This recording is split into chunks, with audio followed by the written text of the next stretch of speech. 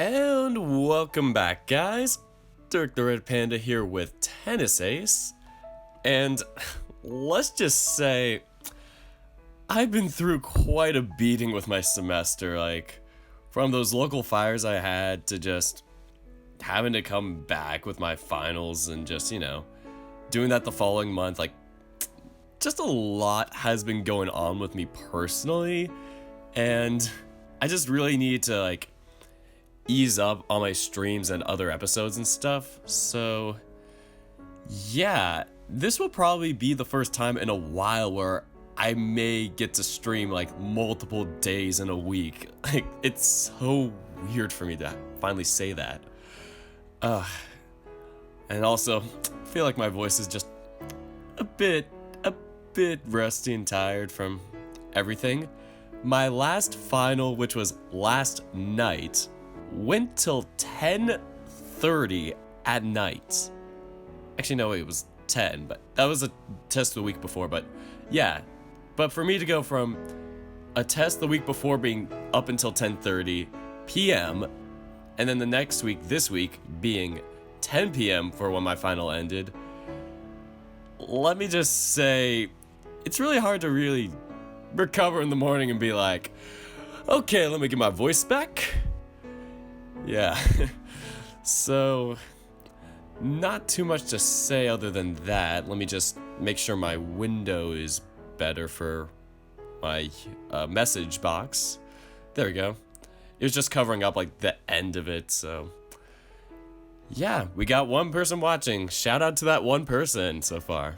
I kind of did this a bit impromptu, so we'll let people come in slowly. So yeah, what are we doing here with Tennis Ace? Well, we are going back to Keisuke's route and starting from day 10, or not starting, but continuing from day 10, because we did 7, 8, and 9 on my other readings, so I do them again. So my plan for this episode is to go through day 10, get day 10 done, and then, just breeze through 11 and 12. Make sure Nico wins it all again for the tennis match or whatever. And then after that, do the character select days and just see how far I can go through that. So, yeah, other than that, I really don't have much to say. So, without further ado, let's get into the reading. Alright, ... My mind is violently snapped back into wakefulness by the sudden blaring noise of the alarm. What the? Who even set up the alarm? Shit, where is it so I can turn this damn thing off? Ah, there. At 9:30? Why the hell am I waking up at 9:30 on a weekend day? It's not as if I have anything to... Wait. Did I promise to go out with someone today? Ah! As my mind slowly dispels its foggy state, I seem to remember a little bit more. That's right. I'd scheduled to go out today. It was with...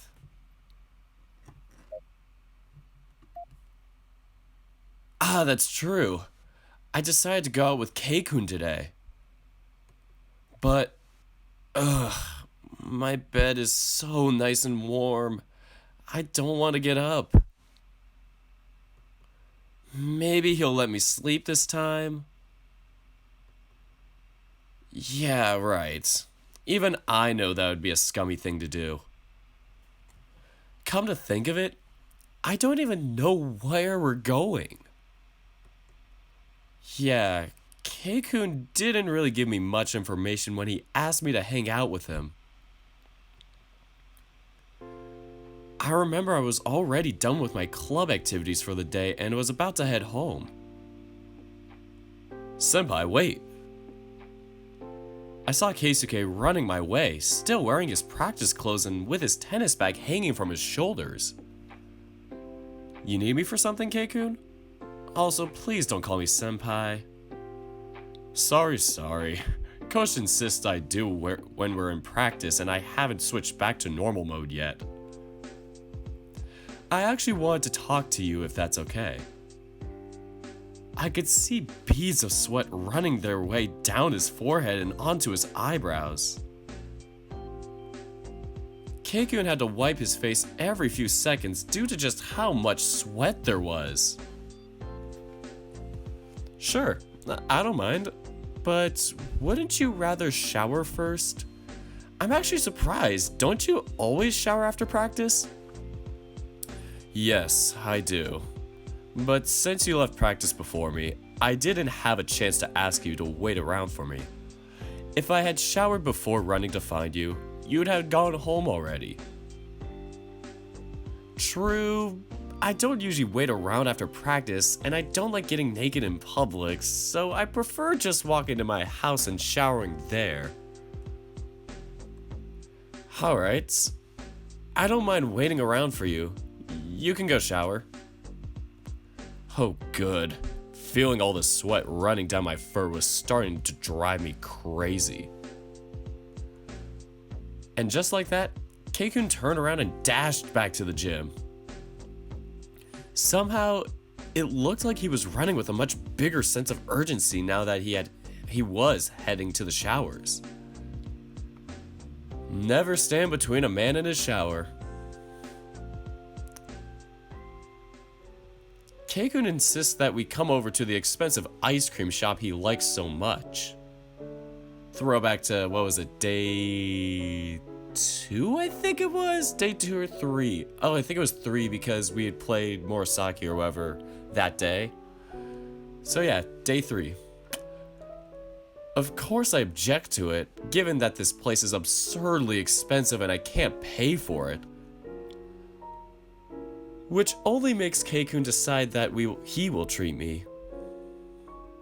I already told you, I don't need you to buy me ice cream. Even though I've been going against it, Keikun still makes a point of coming over to the shop anyway. And since it's not in my nature to simply walk away from someone in the middle of a conversation, I stupidly follow. And I already told you I don't mind treating you. Come on, why do you even care? You know money is not an issue for me. You know I don't like people buying things for me. I don't want to take advantage. Yes, I know. And that's exactly why I want to treat you. What? That doesn't even make any sense. Really? It's quite simple. The fact that you don't expect nor want me to pay for things for you only makes it so I want to do so, because I know you're always hanging out with me for me, not my money. I suppose you could just say that I'm like honest people like you. Jesus, I'm not used to seeing Keikun smile this much. Isn't that a contradiction? He shrugs, walking over to the counter and placing an order. Seems like today he's not just going to get some scoops. So, what if it's a contradiction? It's just how I feel about it. People are weird like that.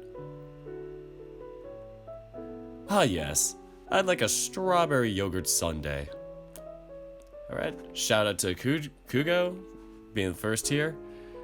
And Woleto. I think I said that right, Woleto? But yeah, Kugo, you make some great art. Just saying that out there, like, you seem to have some years behind your back. Alright, so anyway, the lady behind the counter smiles and nods, getting right to it. Come on, get something. I insist.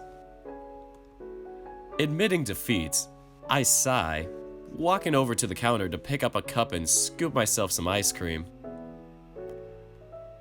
Some ridiculously expensive ice cream. If this were me treating someone, I'd be weeping every time they picked up another scoop. And hello to everybody else in the chat, Keltion and Dirtman. I think I said in the last episode, I'm not gonna be like shouting out everybody that says hello, but just internally, I say hello to you guys. Just don't want to interrupt the reading too much. Sorry.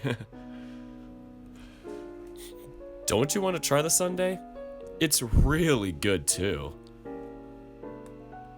Is it cheaper? No. Then no. Is this how Jean feels when he goes out with us? I suddenly start reviewing all the times we hung out as a group, trying to think of how I could have made Jean uncomfortable. I make a mental note to myself to try and go to places that don't require us to spend money in the future. Jeez, I'm treating you anyway. You might as well just pick whatever you want. Yes, and I want this. I place the ice cream cup on top of a scale to be weighted. I made sure to pick the minimum necessary not to have Keikun on my case about being stingy, while at the same time not getting too much. And yet, the total still makes me want to weep. Rich people venues are scary. Oh, there it is again. The same image. Love it. After picking up our orders, we walk over to a nearby booth and take our seats, sitting directly across from each other. Keikun wastes no time plunging his spoon into the soft, creamy ice cream. Damn, I have to admit, that sundae does look good. No, I cannot be taken in by temptation. What was it that you wanted to talk to me about anyway? Whoa. Keikun snaps back to reality, speaking up with his mouth still full of food. His voice comes out funny. For a boy raised on a rich household, he sure doesn't make much of a deal about table manners. I want to ask you to go out with me this Saturday. Go out with you? And you had to take me out for ice cream to do that? Could you have just asked me at the school gate and saved yourself the trouble? Keisuke shrugs. I wanted to bribe you with ice cream to increase my chances. Bribe? You basically badgered me until I accepted the damn ice cream. If you say so. Anyway, I suppose I have Saturday free. Yeah, sure, why not? We rarely ever do anything with just the two of us. Might be an opportunity to know each other better. You say that, but you're also the only one of my friends to have ever visited my house. Pretty safe to say you already know me better than anyone else in our age group. That's sad. You know, a guy like you could have a ton of friends easily. Why do you only go out with us? We're clearly a bunch of weirdos. I could shoot that question right back at you. Touché. He chuckles and takes another spoonful of ice cream. At least he seems to be enjoying himself. By the way, how are you feeling about practice lately? Especially now that we've been paired up as training partners. I still don't get why you decided to partner up with me out of the blue, but it's what I've been wanting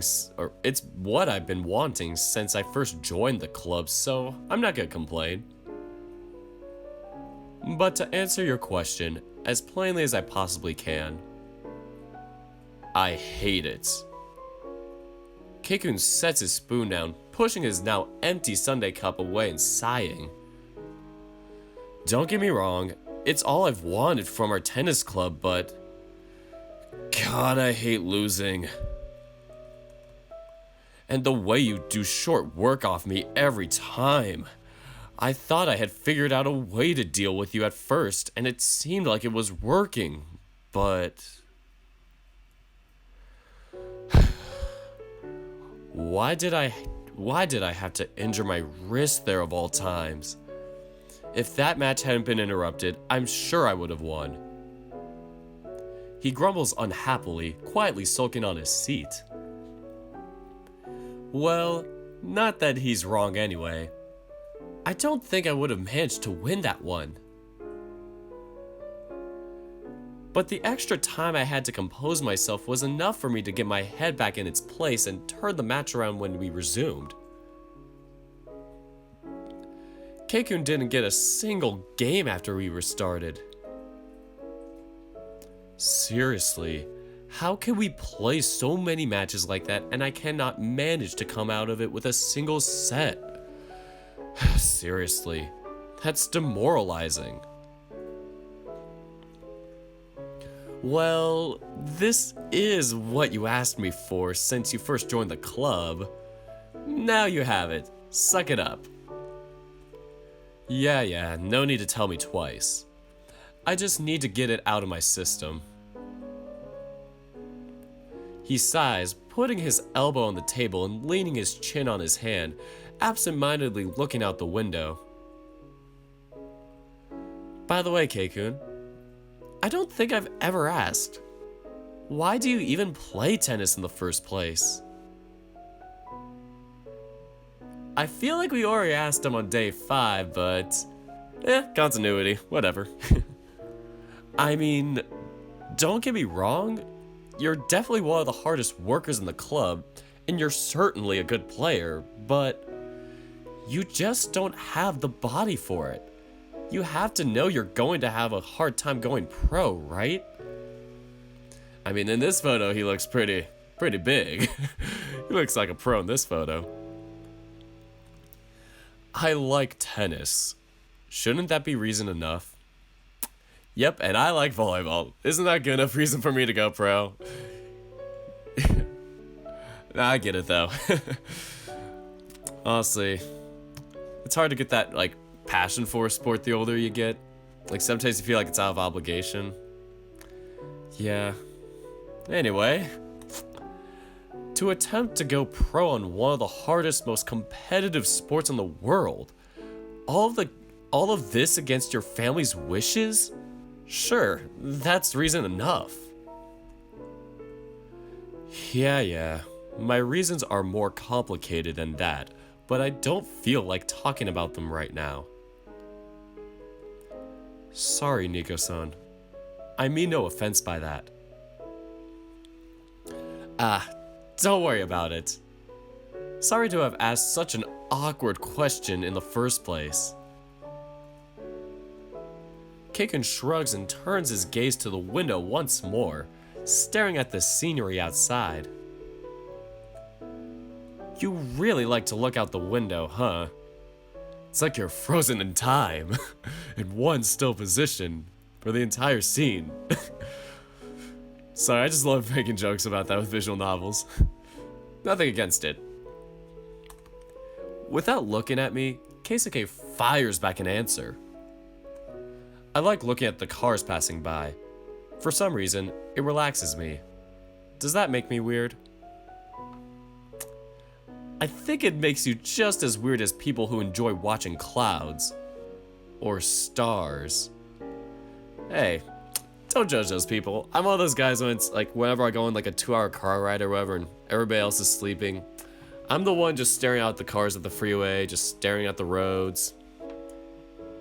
It's a very relaxing thing. It's like kind of a good like coping mechanism per se, like, you know, it's kind of just ease your mind, just let it free itself. Life tip. So you're saying that it does make me weird. Noted. If it weren't for the smirk on his face, I'd have a hard time telling whether he's joking or not. His sense of humor is a bit puzzling at times. Well, I guess I've already said my piece. I think I'll head home now. Alright, I'll wait with you until your car comes to pick you up. I appreciate it. Keikun pays our tab and we exit the shop. And flashback over. Best part is, I still don't know what his plans for today are. I just hope it isn't something completely intolerable. Guess I'll just have to power through it. If I'm lucky, I'll even have some fun doing it. Although, with how ominous he sounded while talking about it, I can clearly imagine us doing something awful. What sorts of errands does a rich boy even have to run? Can't he just get someone to do things for him? I sigh, rubbing my eyes to snap myself out of this groggy state. I'm gonna need to take a cold shower before I'm awake enough to deal with this crap. Here's hoping today doesn't suck. Keisuke is scheduled for us to meet outside the local station. Even though he lives far from here, he insisted that this is the best place for him to do all the things he needs to take care of. I'm sure he's just trying to be considerate to me. Too bad though, because I was kinda looking forward to riding in a limousine. I'm going to pretend I didn't just think of that. Sorry I'm late. I see Keisuke emerging from the train station, leaving me all kinds of confused. Keikun? What were you doing inside a train station? What? I'm not allowed to ride the train? That's not what I meant. What did you mean then? Oh boy, I'm just cramming my foot further down the hole, aren't I? I struggle to find words that will allow me to express myself without offending him when... Relax, I know what you meant. I'm just teasing. Oh, of course. Wow, you suck at acting. That laugh was so fake. And why do you look so stiff? Sorry, I'm a bit caught by surprise here. I never imagined you as the teasing type. What the hell kind of image do you even have of me? Well, actually don't answer that. I don't want to know. Well, at least I'm off the hook. But seriously, oh, no, I'm in Nico's voice now. Take two. But seriously though, why did you take the train? Don't you usually ride in a car everywhere? I mean, I never really realized that it was because he was rich, but I did always see him arriving at school by car. But I don't recall ever seeing him arrive in a limousine before. It was always just a popular car. Usually, yeah, but today I felt like taking the train. Either way, we should get going. I've got a few things I need to get out of the way first, and then we could actually have fun. Wait, I thought you'd be spending the whole day doing errands. Keisuke blinks a few times, looking at me in awe. What? And you believe that? Hell no. You really think I'm that selfless that I agreed to do a bunch of errands for my family for a full day? They're already forcing me to inherit the damn company. I'm not gonna waste my weekends on things that they can do themselves. I only have one thing I have to do for my father, and then we're free to do whatever. Oh, I see. In that case, then we might actually have fun after all. What do you need to do for your father anyway? Well, it's not really for my father. I need to go to the bank to make a transfer that's beyond the limit I'm allowed by app. It's for one of my father's employees, but the old man doesn't know about it. What? Are you bribing one of your father's butlers to let you leave the house unnoticed? I laugh at the sheer absurdity of my joke. Nah, I tried when I was younger, but none of them would take it. Even after I offered them over 1,000,000 yen every time they let me out. For real? Yeah. Why? What?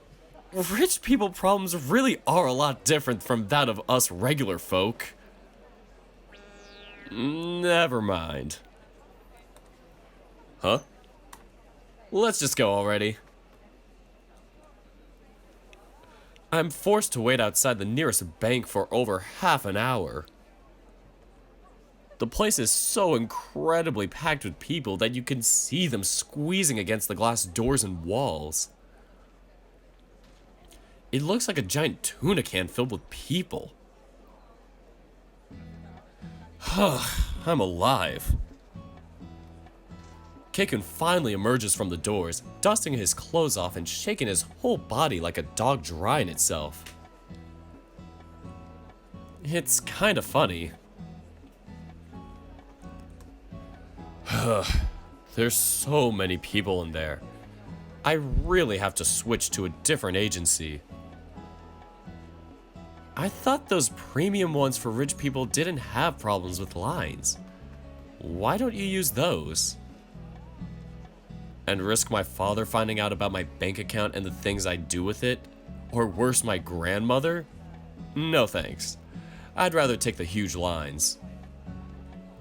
What exactly do you do with your bank account anyway? Well, I've been storing all the allowance, birthday, Christmas, and really any kind of money I've received ever since I moved in with my father. Wow, you must have a lot of money saved up by now. Maybe you could buy a small island and go live there without worrying about your family. I've thought about doing that, but I wouldn't have the money left to pay my bills after buying the island. Plus, I don't even like islands in the first place. I'm not fond of the sea. Wait, you have money to buy an actual island? Yeah, didn't you know already? I mean, you suggested it and everything.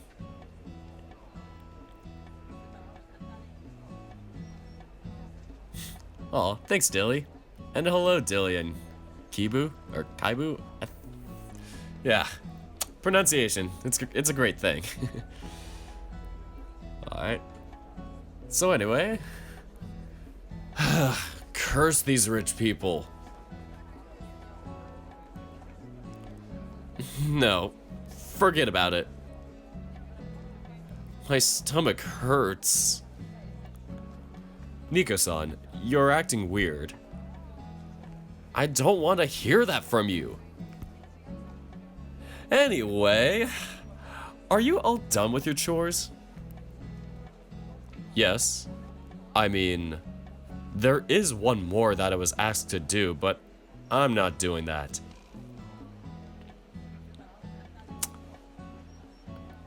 Thanks, Kaibu. Oh, what was it? My grandmother asked me to go to her hospital to pick her up some prescription meds. She asked me to do this every month. Why? Can't you have one of your family employees do that? Oh, sure she can. But she knows that I'm afraid of hospitals and that, due to protocol, they always have to do a ton of security clearances before I'm allowed to pick up her prescription. What a sadist. So I'd end up being forced to wait over an hour inside Wilt's freaking out. It's one of the woman's many ways of torturing me. Jesus, why would she go out of her way to do that sort of thing to you? Because she's an awful person, or she gets off on her power trips? Your guess is as good as mine. She's been doing this kind of stuff to me since I was a little kid. The only difference is that I don't take it lying down anymore. So, she goes without her meds? No, one of the butlers that has worked with me for many years does it.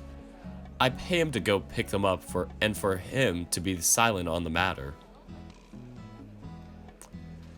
Wouldn't the hospital keep note of who it was that picked up the prescription and then pass it along to her? I've also got some connections at the hospital that take care of that for me. As far as the records go, it says that I'm the one that picked up the meds. God dang, look at all this collusion. Keisuke is a criminal mind. Like, he's like a I don't know how to say it. He's some sort of mastermind.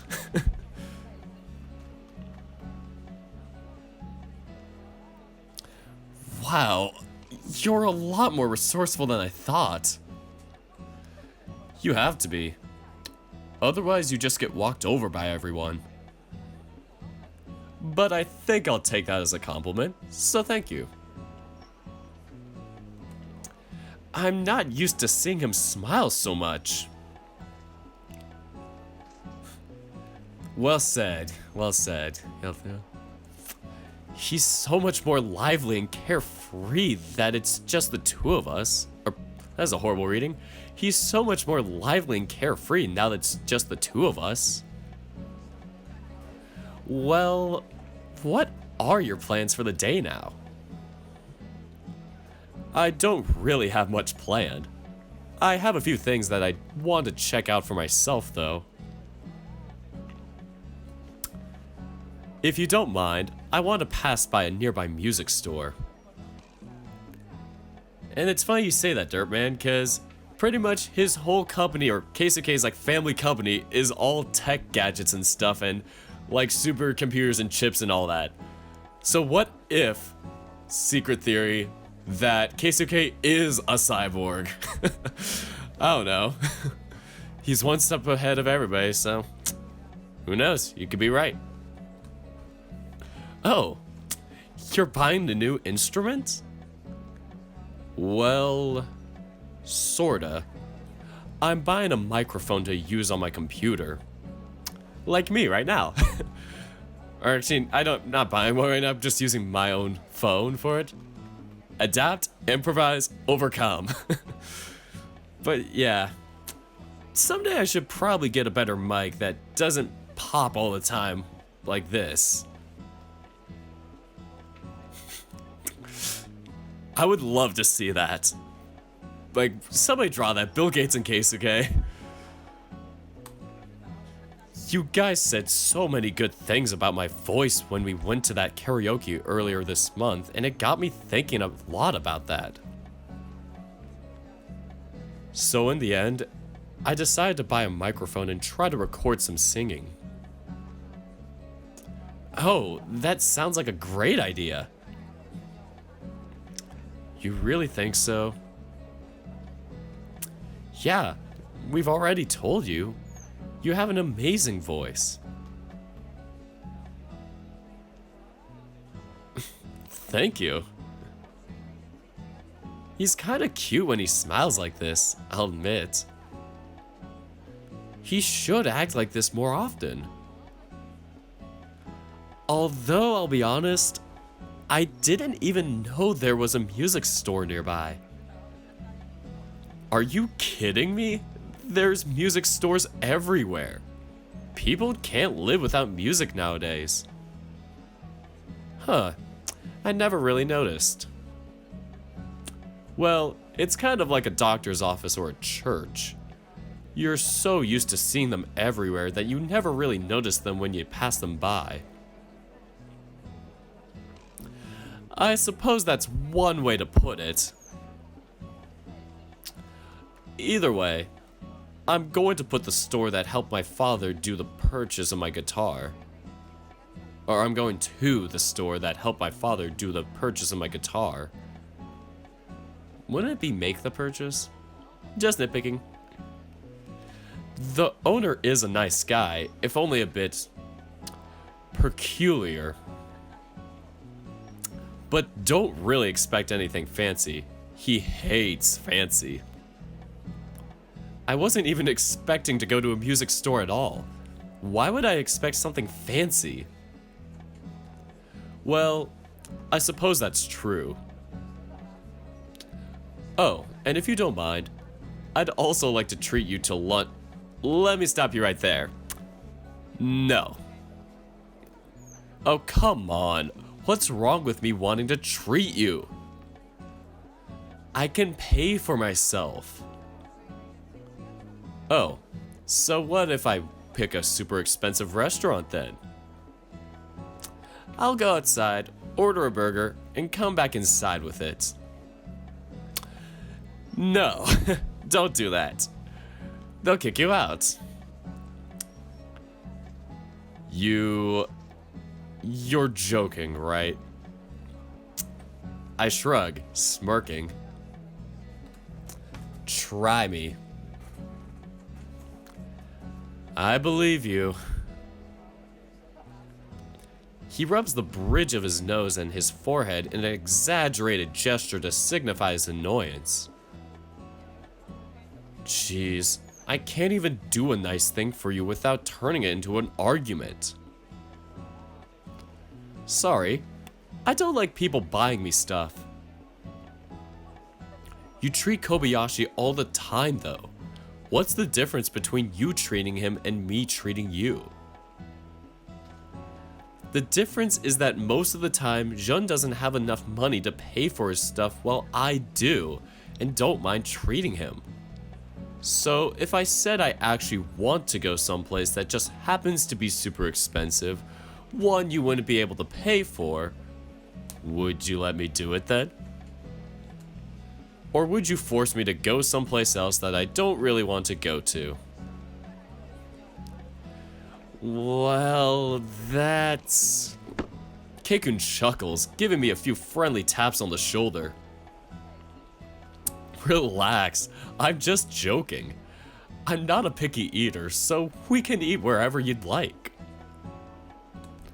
The offer to treat you still stands though.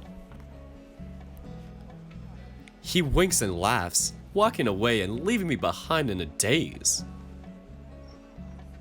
Hey, wait up! Keikun guides me through a couple of alleyways and less used streets, constantly pointing out which stores he likes and doesn't as we happen to pass them by. It takes us nearly half an hour to finally reach the music store he said was nearby. Wow. The amount of instruments on display is staggering. I think I could spend a whole day just counting the amount of guitars that they have on the front of the store. How can I help you? Ooh, this guy looks good. He wasn't there when I originally played Day 10. By myself, I mean. Holy mother of... I jump away as a... Oh, it's deep. I was so off.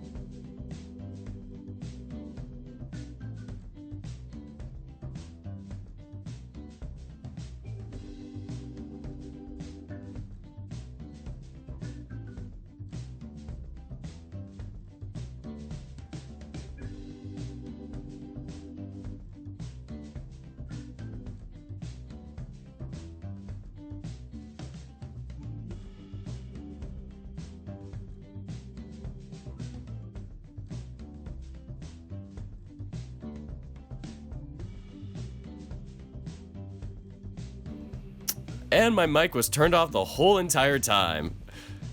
So, should I restart some of those lines? Like, I don't know how to go back. Maybe let me look up how to go back in a visual novel.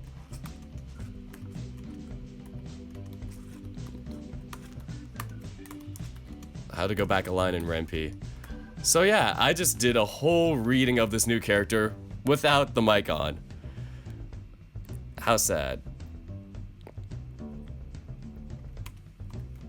Shortcut key.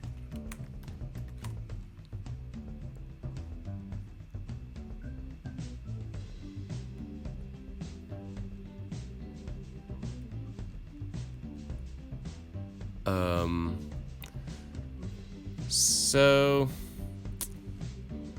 imagine me reading it to you, starting from this line. I'm actually using my iPhone for my microphone. So what happens was I unplugged it, plugged it back in, and I thought I got the computer part of it enabled, but I forgot to turn the mic on my phone. So yeah.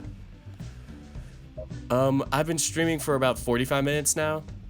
So actually I know what to do. So I can just read some of the lines here. And this is actually all the lines that I missed. Well, I can't scroll up from this, but yeah, I don't think we missed enough. So let me start from the beginning, and I could probably edit this in post. Yeah, because I actually recorded it this time. All right, so how can I help you? Holy mother of! I jump away as a deep, growly low voice echoes from behind me, nearly making me rocket jump into a nearby wall. Hey, settle down. You're going to end up breaking some... Oh, Keisuke? Is that you? Keikun walks past me with a big smile on his face, quickly clasping the stranger's hands in a firm handshake. Nice to see you, Kiyoshi-san. You seem to have gained some weight. The man, a lizard with deep green scales that almost glint at the light, does a mock frown. Oh, so you're hurting me there. First time I see you in 3 years, and that's the first thing you say to me? And for the record, I haven't gained weight. I've gained muscle. Oh, I'm sorry. I wasn't aware that muscles weighed less than air. I'm sorry. So you've gained muscle without getting any heavier. That must be it. Har, very funny. I see you're still the same smartass. Is Alex not with you? This time, Keikun frowns, fidgeting uncomfortably where he stands. The lizard notices this change and offers him a sympathetic smile. And we are now back on track, so apologies for delaying the game by doing that. So that will be edited hopefully in post if I can make sure Premiere doesn't go spastic on me like it did last time. So anyway, let me guess. You still hate having to be chaperoned around town, so you have ditched him. Keisuke nods, quickly looking away from the still smiling lizard. In fact, it seems that the lizard's smile has only widened. Ahem. I clear my throat, attempting to get them to notice that I still exist. Oh right, Nico-san. This is Satsui Kiyoshi. He's the owner of this store. Heya, nice to meet you. You don't look like one of the Keisuke's many employees. That's because I'm not. Wow, don't tell me that this nasty, moody little brat has actually managed to snag himself some friends. Keikun punches him on the shoulder. From where I stand, it looked to be a fairly strong punch, but it barely manages to faze the lizard. He only rubs the spot hit with a cynical smile on his face. Oh, ow! You wound me, Keisuke. Quite literally, in fact. Could you not say stupid stuff like that in front of him, please? He's my senior at school, and at the tennis club. And for the record, I do have friends. The lizard arches an eyebrow, staring down at the feisty hair with a doubtful expression. Last time you were here, the only friends you had were all adults. And they were paid for that. They weren't paid to be my friends. They were paid to work for my father and just happened to end up becoming my friends. The lizard shrugs. Tomato, tomato. Anyway, how can I help you? Been a while since you last stopped by. And whose fault was that? You're the one who dropped me. The lizard grins, wrapping his arm around Keikun's neck and poking his cheeks. Keisuke, for his part, is showing a remarkable amount of patience, merely glaring at the lizard. Hey, if you want to be a good guitarist, then you're gonna have to experiment. I can't just up and teach you everything. Don't tell me to come here today, or don't tell me you came here today to ask for more lessons. With a low growl, Keisuke pushes the lizard's arm away, stepping away from the man's massive body. Not even if hell freezes over. Kiyoshi does a mock pout, staring at Keikun as if the hare had just killed his puppy. Don't be like that. Or don't be like that, Kei-chan. Uncle Kiyoshi still loves you very much. There's no need to be so moody. I have no idea what's going on here. Keisuke speaks through gritted teeth, clenching his fist. Kiyoshi-san, would you mind not acting like an idiot in front of my friend? Oh, don't be such a stick in the mud, Kei-chan boy. Your little friend here ought to learn the truth about you sooner or later. Truth?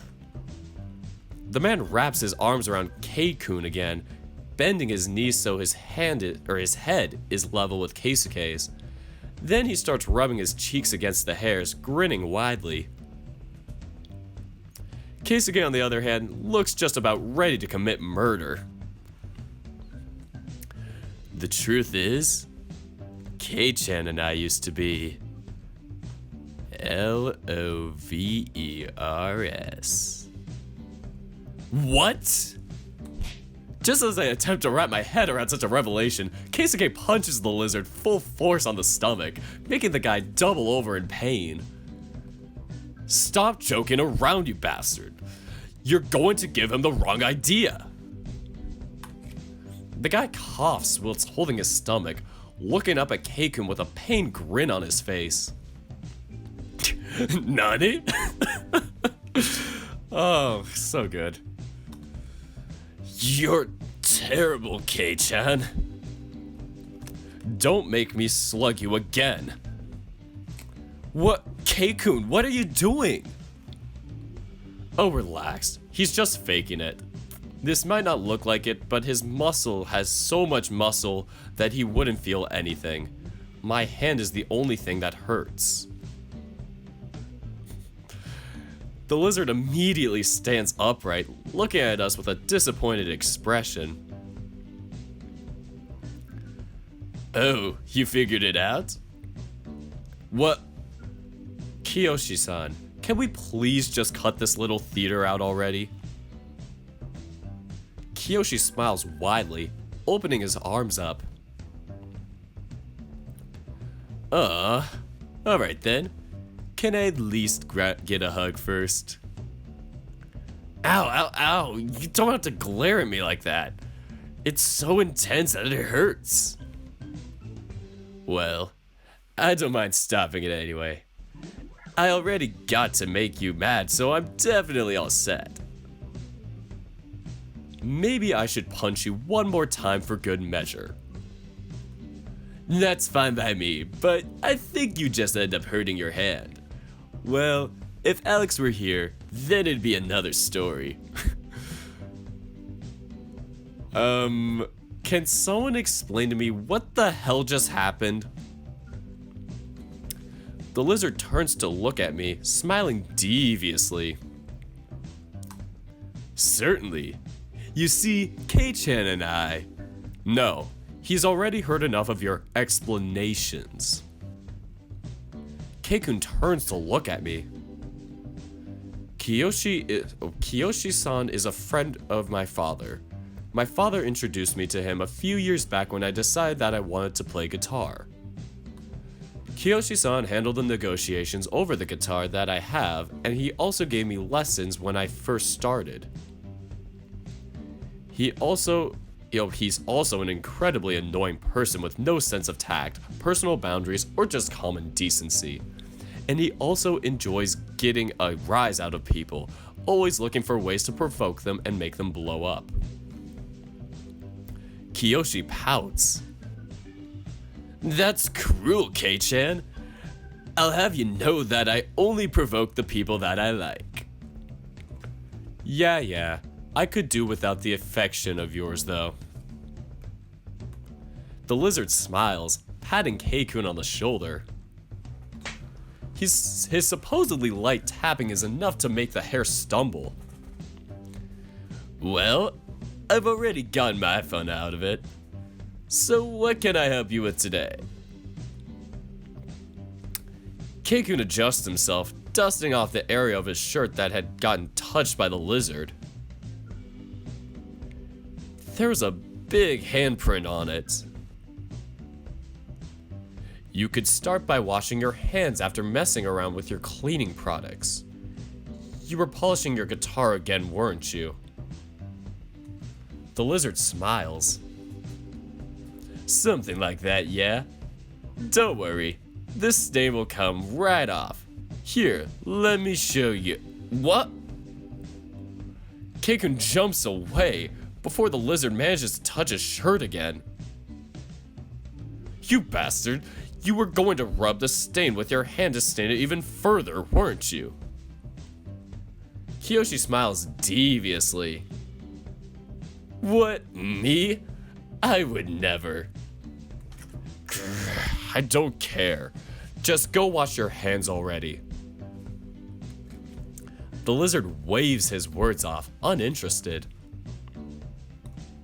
Yes. I see your highness is still just as fussy as always.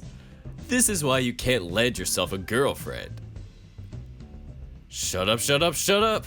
Wash hands now. Tiny K. I'm Tiny Keisuke. Kiyoshi laughs thunderously, walking away to the back of the store. And back to normal. Only now do I notice a couple of people inside the store had been staring at us the whole time. The store is quite packed and most of the people look at us with pity in their eyes.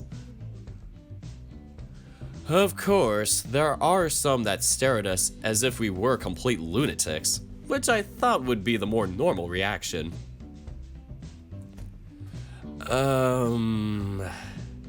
Keisuke notices my gaze and recomposes himself.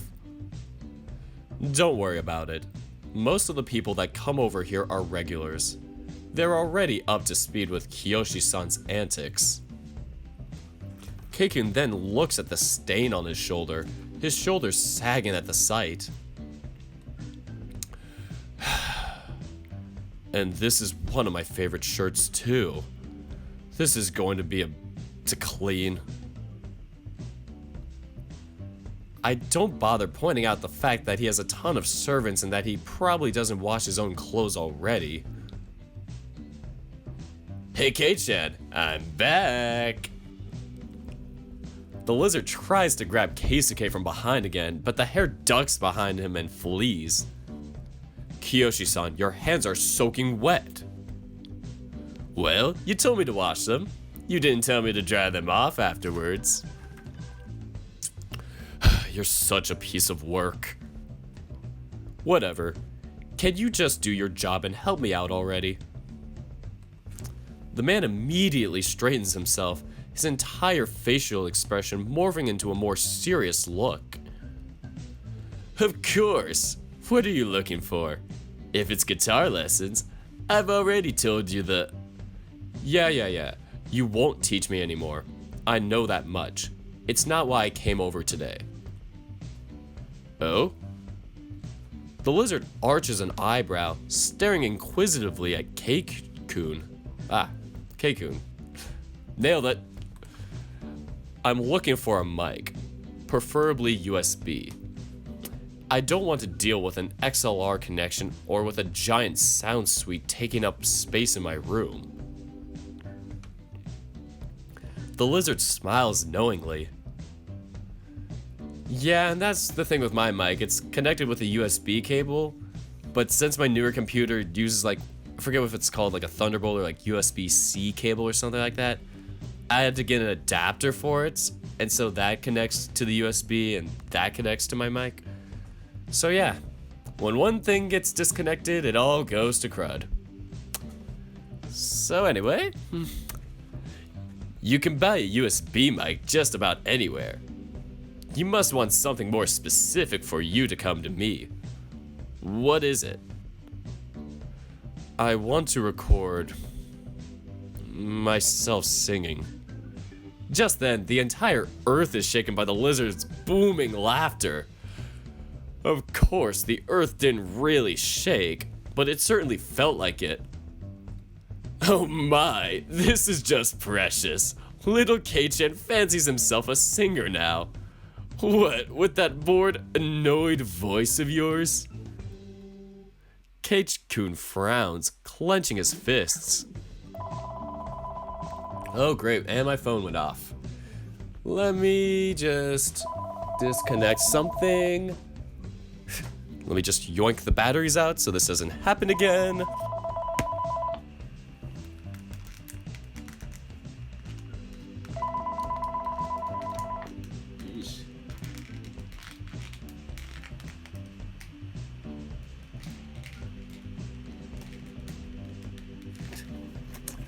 And this stream is going much better than expected, right?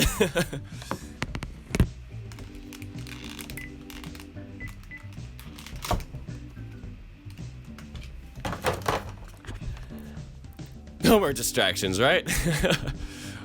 Alright. So, anyway. I knew I shouldn't have come here. Come on, Nico-san. Let's leave. Pick up, speak up.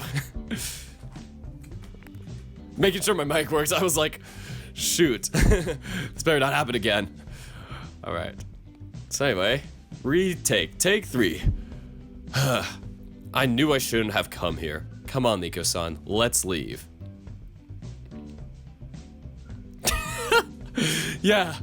Just coincidentally just hear a telephone sound in the background for the guitar. Or whatever. That'd be interesting. Basket case, please record my phone sound to make it part of your game. Hey, hold your horses there. I was just joking around. Sure, I can help you find a good mic. How much are you willing to spend? Of course, I don't have to tell you that the price doesn't always mean quality, but in most cases, the more dough you're willing to shell out, the better quality mic you'll get. I'm aware. Price isn't really an issue. What sort of mic would you recommend for an amateur rock singer? The lizard puts a finger to his chin, turning around to glance over at his entire store. It's as if his eyes are scanning everything they can see.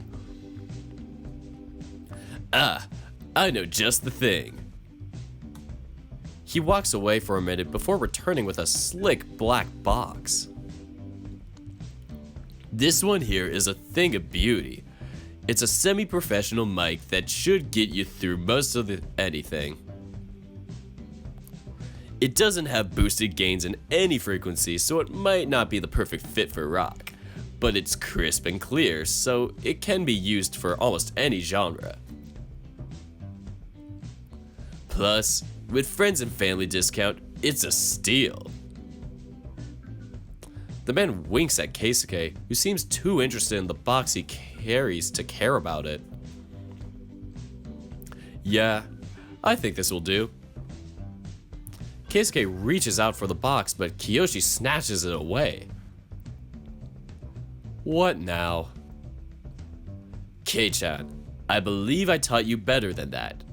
How can you buy an expensive piece of hardware without testing it out first?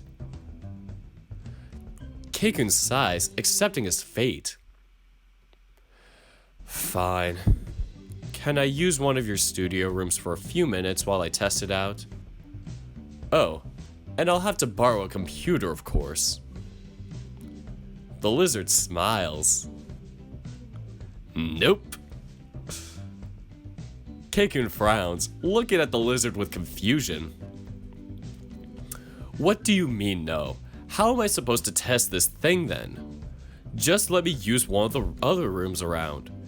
If it's a matter of money, then The man gestures for Keisuke to settle down, still smiling. Jeez, relax, kid. You're way too young to be this high-strung over everything.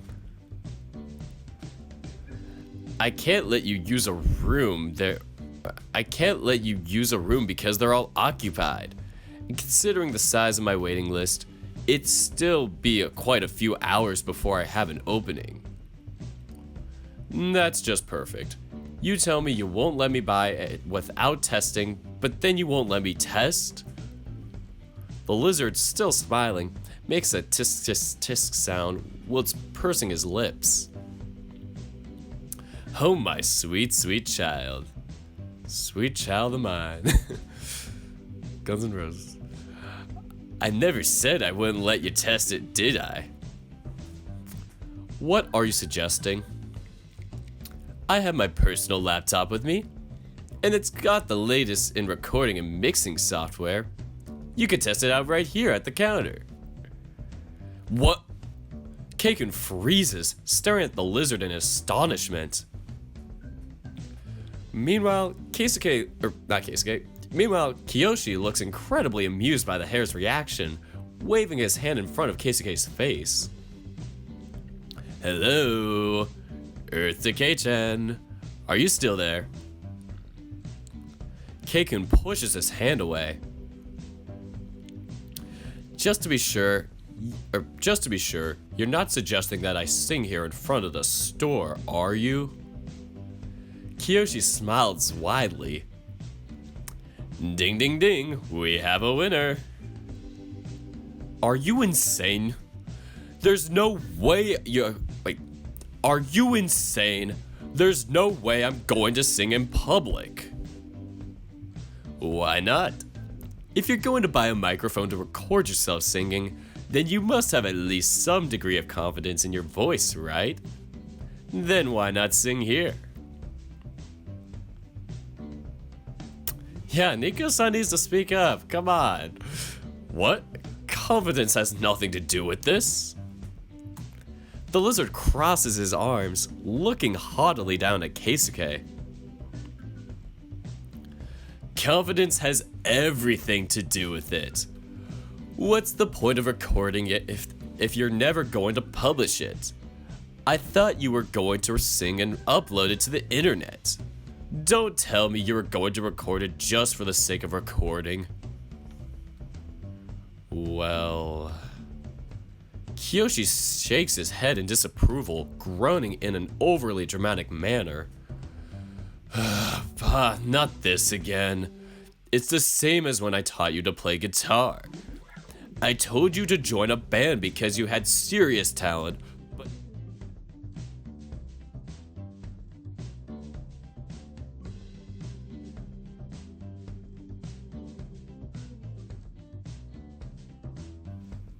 And... Oh, God.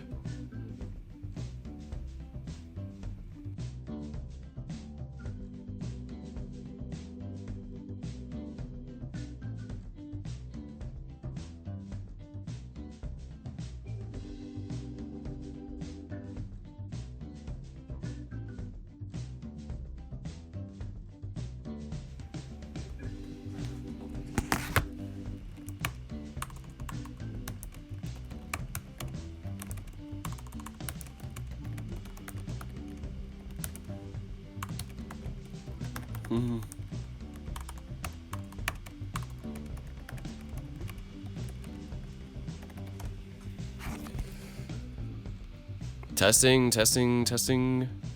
Is this thing even working? Testing. Okay. Hello, we are back. What an episode, technical difficulties.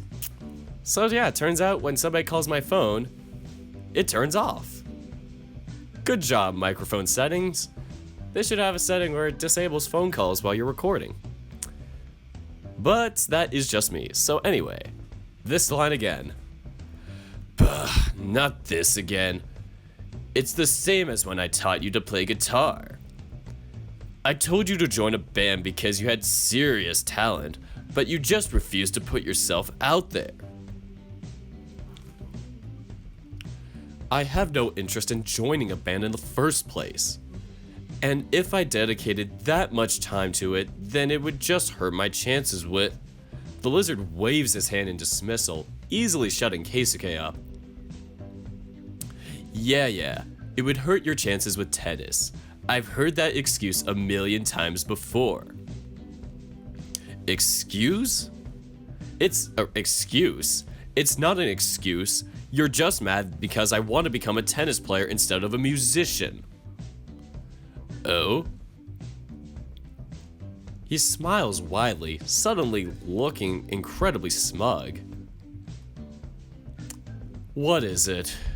What's with that look on your face? Oh, it's nothing. I was just wondering. Wondering what? Since you've become such a poor liar, or since when you've become such a poor liar. Keisuke chokes at the lizard's words. Meanwhile, Kiyoshi stands there looking incredibly proud of himself. When did I lie? You want to be a tennis player instead of a musician. That's bull and you know it. I've seen the look on your face when you're playing the guitar. It's nothing like the look you have when you're playing tennis. And when did you ever see me playing tennis? Don't be stupid. You're my best friend's kid. You think I'd stop keeping an eye on you just because you stopped coming to my store? I've been watching over you since you were born. Keisuke chokes again, staring wide-eyed at the lizard. That's a lie. My father sent me away because he wanted nothing to do with me. He only took me back years later when he found out he couldn't have another heir. Huh, couldn't have another heir. Are you even listening to yourself? Your dad could have as many kids as he wants to. The only reason he hasn't remarried is because he knows your grandmother will push to get rid of you if he has another child before you take over the company. He's staying single and childless to assure you continue to be provided for and that you get the chance to inherit the company. And he only sent you away because your grandmother wanted him to. Hasn't he told you this before? That's a lie. Keisuke's sudden shouting attracts the attention of everyone in the store, and even a few of the people in the streets. Kiyoshi and I stare at him wide-eyed as he breathes heavily, looking at the lizard with eyes full of hostility. Keiichi, don't Keiichi me. You honestly expect me to believe this crap? My father left me and my mom to live in poverty for years, forbidding my mom from even telling me I had a father at all. Then he shows up out of the blue one day to take me away from my mom to force me to inherit a stupid company that I never wanted to have anything to do with. And you expect me to believe that he's some benevolent figure that wants my best? Cut the crap. We both stand rooted in our spots, staring in shock and awe at Keisuke. There's one vein in his forehead that's pumping so much that it looks like it's about ready to pop.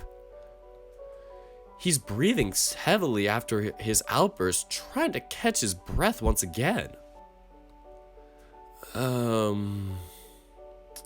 I really don't think this is the sort of conversation you should be having in front of an unrelated person like me. or in public. It's alright, Nico-san. This conversation is over anyway. Keisuke immediately turns around and begins walking out of the store, with Kiyoshi scrambling to catch up to him. Whoa, whoa, whoa. Hold your horses there, kid. Why are you leaving? I didn't come here to be preached at. I came here to buy a product from someone I trust to know what he's talking about. But if you'd rather criticize me for my life choices, then I can take my business elsewhere. Sheesh, you're so pissy. I really wonder how you're ever going to get a girlfriend. Keisuke blushes. First, that's none of your business. Second, shut up. Kiyoshi chuckles, giving Keisuke a few encouraging taps on his shoulder. Alright, I promise I won't criticize or do anything else of the sorts, okay? So just stick around and test the mic you wanted. Will you get me a room in your studio to test it? Jeez, these two are quick to get at each other's throats and quick to make up too. And here I thought the mood was going to stay heavy. Sorry, kid. I already told you that all of my rooms are booked. If you want to test it, you're gonna have to do it at the counter. Plus, it's not like I offer my studio rooms for people who want to test products. Everyone tests at the counter. But last time I came here, you let me test the guitar at the studio. Yep, I sure did. But you're an exception. Don't get me wrong. I'd let you use one of the private rooms if any of them were free. But since they're not, you're gonna have to do the same thing everyone else does. I'd really rather not sing in public. Hey kid, you there with the tennis shirt and the stupid look. Me? Of course it's you. Is there anyone else standing next to us other than you? What do you mean stupid look? What is it? K-kun seems to consider you a good friend if he chose to bring you here instead of Alex. Who's Alex? The man frowns, staring at me in dismay. You don't even know Alex? Shit, kid. When did you meet Kay? Yesterday?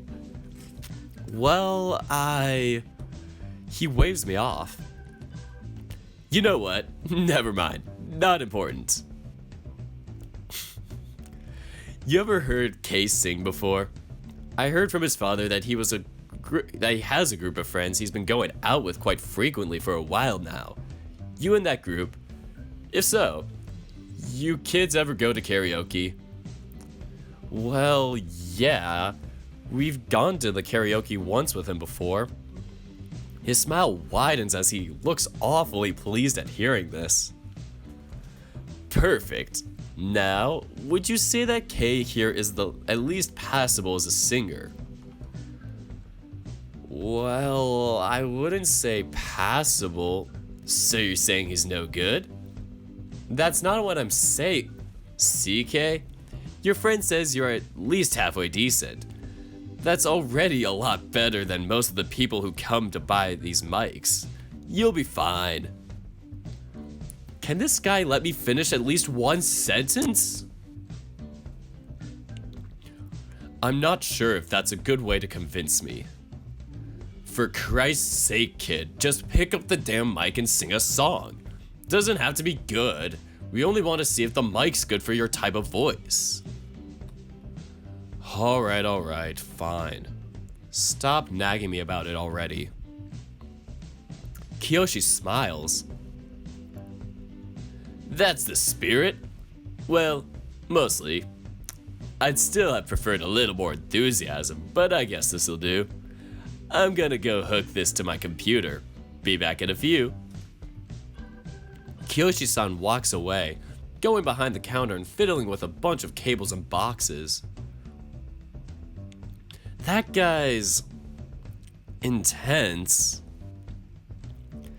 Yeah, sorry about that. If you let Kiyoshi-san get started, then he'll talk your ears off for hours. Can't even get a word in edgewise. No kidding. I guess people like this exist, huh? I'll have to say, it was kind of funny when he was talking to Keikun like that, but once he started cutting me off all the time, it got annoying pretty fast. Are you really going to test the mic in the middle of the store? Keisuke shrugs, frowning.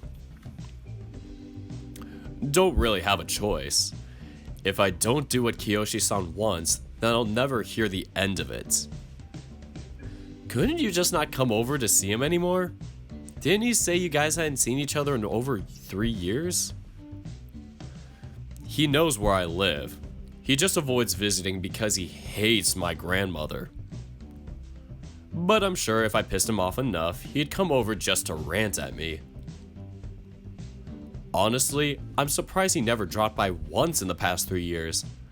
But from what I hear, my father still visits him quite often. Yeah, that thing about your father, listen, I'd appreciate it if you pretended if you never heard that, okay? My relationship with my father is tense. Despite Kiyoshi-san trying to convince me otherwise, I live with my father and I know what kind of person he is. I'd rather keep him as uninvolved with my life as possible, so I'd prefer not to include him in my conversations with my friends, okay?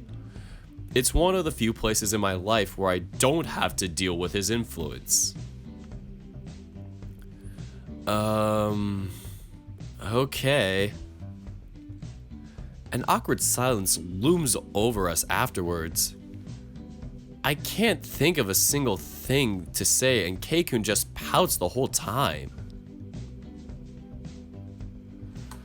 He's definitely not in any mood to talk, but he still waits patiently for Kiyoshi-san to call us over.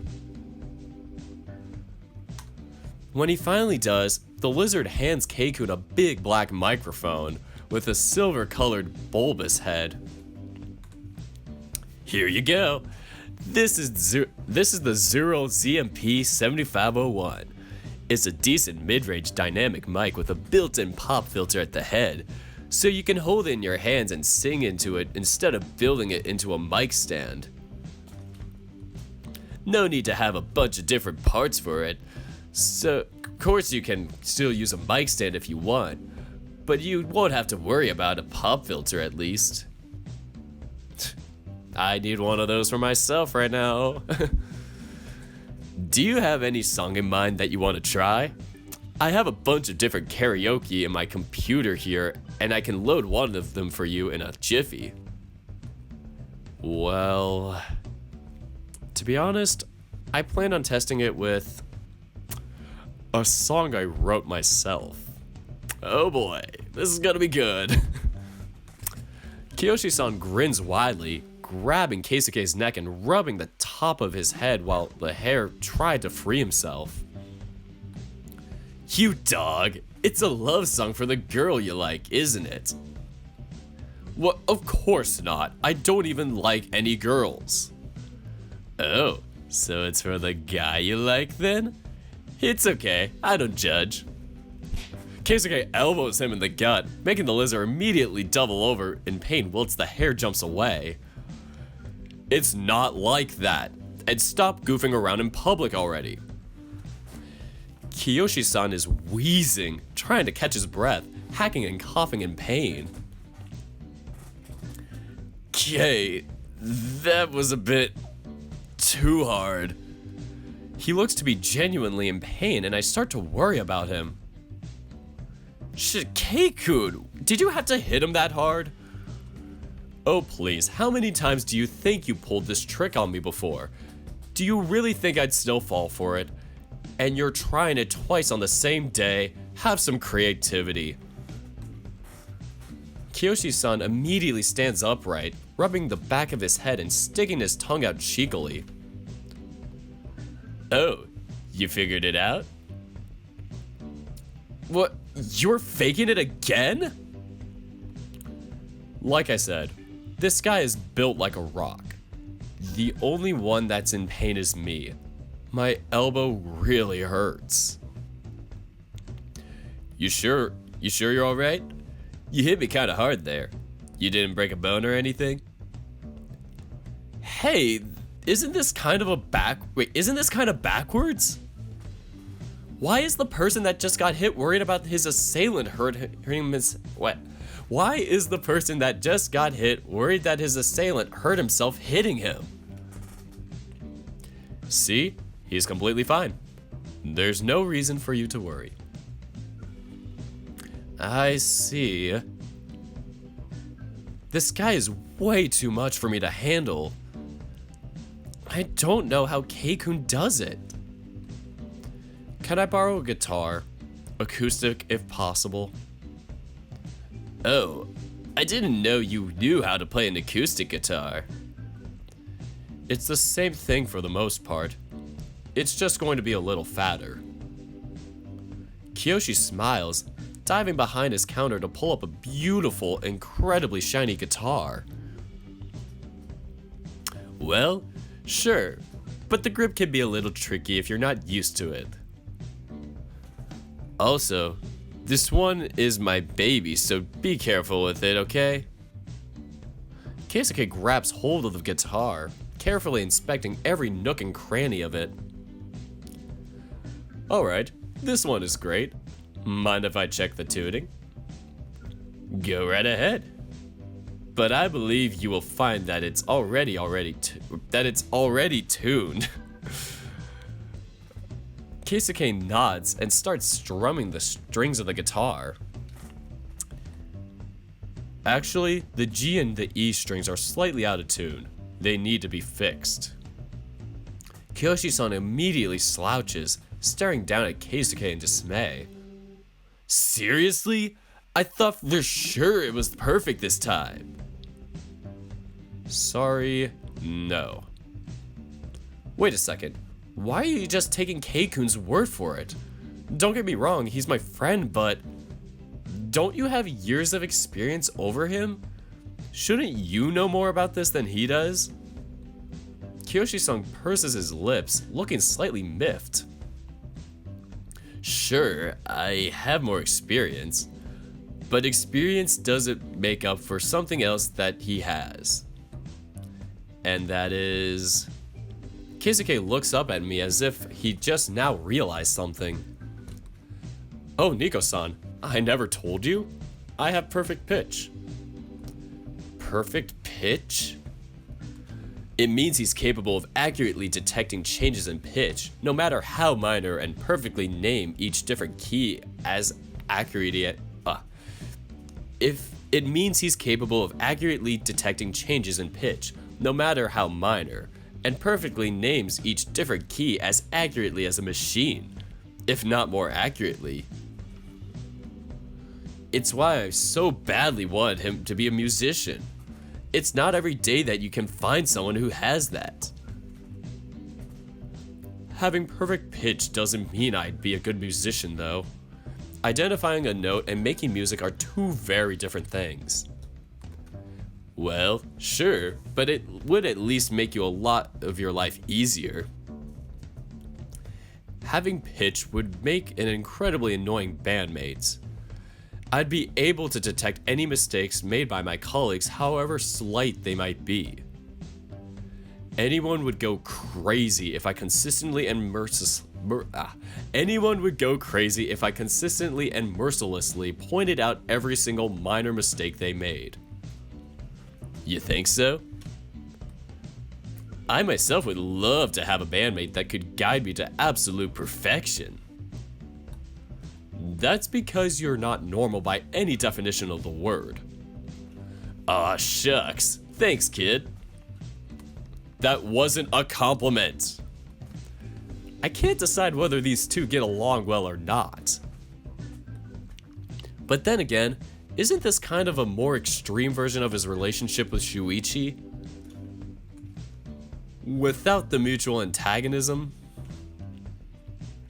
Keisuke adjusts the strings and tests them out a few more times before exhaling in triumph. Alright, these are perfect. Kiyoshi-san, could you place the mic on a stand for me? Way ahead of you, kid. Kiyoshi-san pushes a black mic stand towards Keisuke. Is this high enough? Has to be a little lower than your mouth since it also has to capture the guitar. Yeah, it's perfect. Keisuke readjusts himself in the seat, holding the guitar with utmost care. Oh, is it gonna happen? Are we gonna do it? Is the song gonna happen? Almost as if he were holding a small child. Keisuke knocks on the guitar softly a few times, silently doing a countdown to himself. Here we go, let's get this. Kiyoshi-san presses a button on his laptop and I see that it's begun to record. That sneaky man. Sitting on a small wooden bench in the middle of the store, Keikun starts to strum his guitar. A soft melody echoes from the instrument, suddenly filling the room with its gentle tune. The faint scent of dust, the humidity in the air, the buzzing sound of the people happily chatting by just outside. I notice them less and less as he continues to play. All of my senses begin to tune into that melody. My body can sense nothing more. This feeling is new and yet oddly familiar. I know that when I firsthand heard Jun playing, it was something like that. But while Jun's was a soft melody that quietly warmed its way into your heart, Keisuke's was just a gentle song full of passion that stole your senses away. Almost as if he was screaming, "Look at me." Then, as the intro to the song ended, Keisuke turned his head away from the mic to swallow once. When he turned back and opened his mouth, his voice suddenly echoed through the room, hitting me like space had just exploded. Even though he wasn't particularly trying to do it, his voice commanded enough. Even though he wasn't particularly trying to do it, his voice commanded so much respect.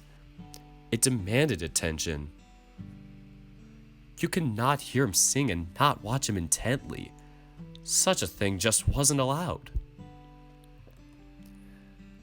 The people in the store noticed him immediately, completely stopping what they were doing to watch him in awe. Some people walking in the streets outside heard his voice and quietly walked inside. But if one thing was for sure, it's that all of those in his makeshift audience were left completely stunned, unable to take his eyes off of him. Even though this was just an improvised performance? No, this can't even be called a performance. Keisuke is just trying out a new mic. But even then, as soon as he begins to sing, it's as if he is drawn into a completely different world. One where he only exists, or one where only he exists. Even if he wasn't confident in his voice before, the instant he began performing, his presence simply filled the room. He exuded confidence. But just as quickly as his performance had begun, Keisuke's voice begins to soften until he stops singing altogether, and a couple strums later, he also stops playing the guitar. As he whispered the last word and strummed the last note, Keisuke put the guitar down with a smile. Only then I did notice that he had closed his eyes for the entire performance. I spent the whole time looking directly at him, and yet I never noticed that. He takes a look around to see how the amount of people inside the store had nearly quadrupled in size. And all of them were staring directly at him. Huh? What's with all these people here? Honestly, even if he had his eyes closed, how did he not notice all the people coming in? Every single one of the people that came inside just to watch him was smiling widely, as if they had just witnessed something amazing and satisfying. Which, in a sense, I suppose they did. Hell, even I can't keep myself from grinning. Keisuke's music, even if I heard him sing before at the karaoke, I was not ready for this.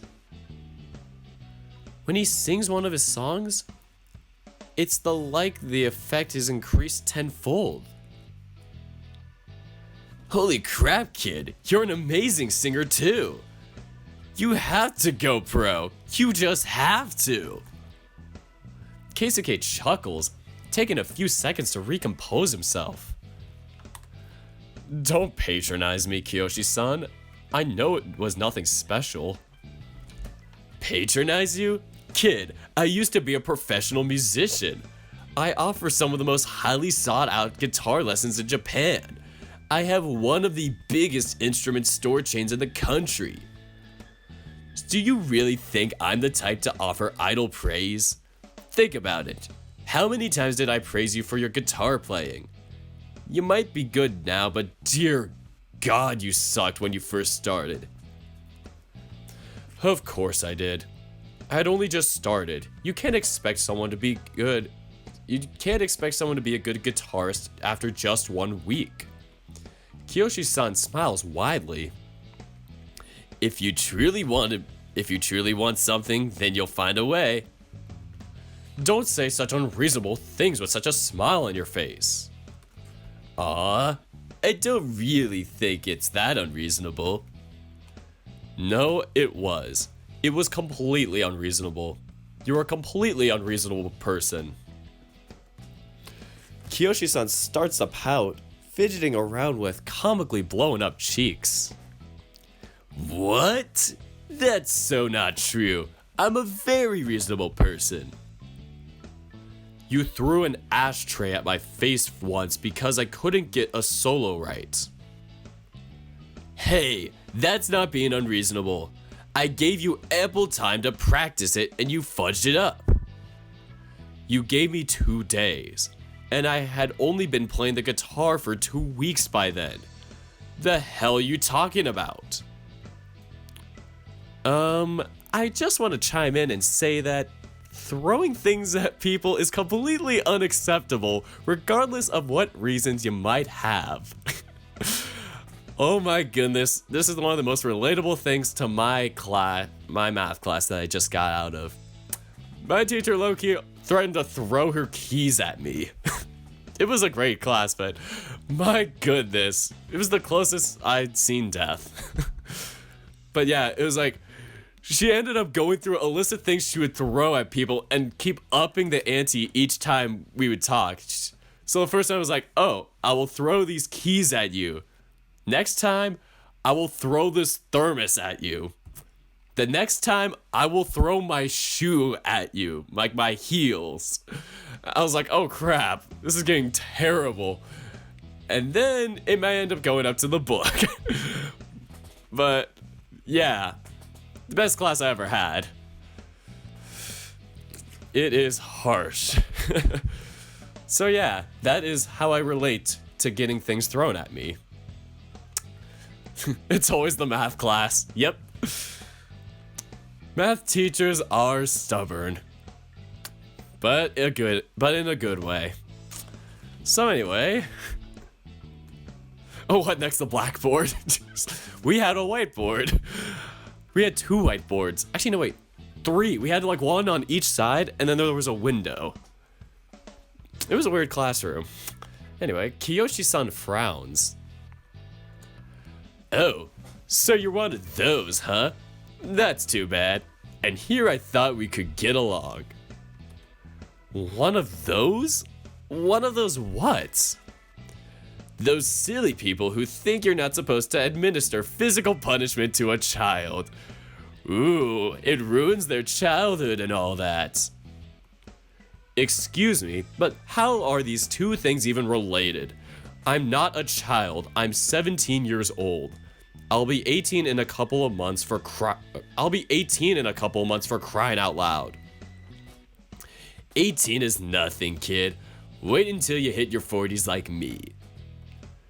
Will I be allowed to throw an ashtray on your face then?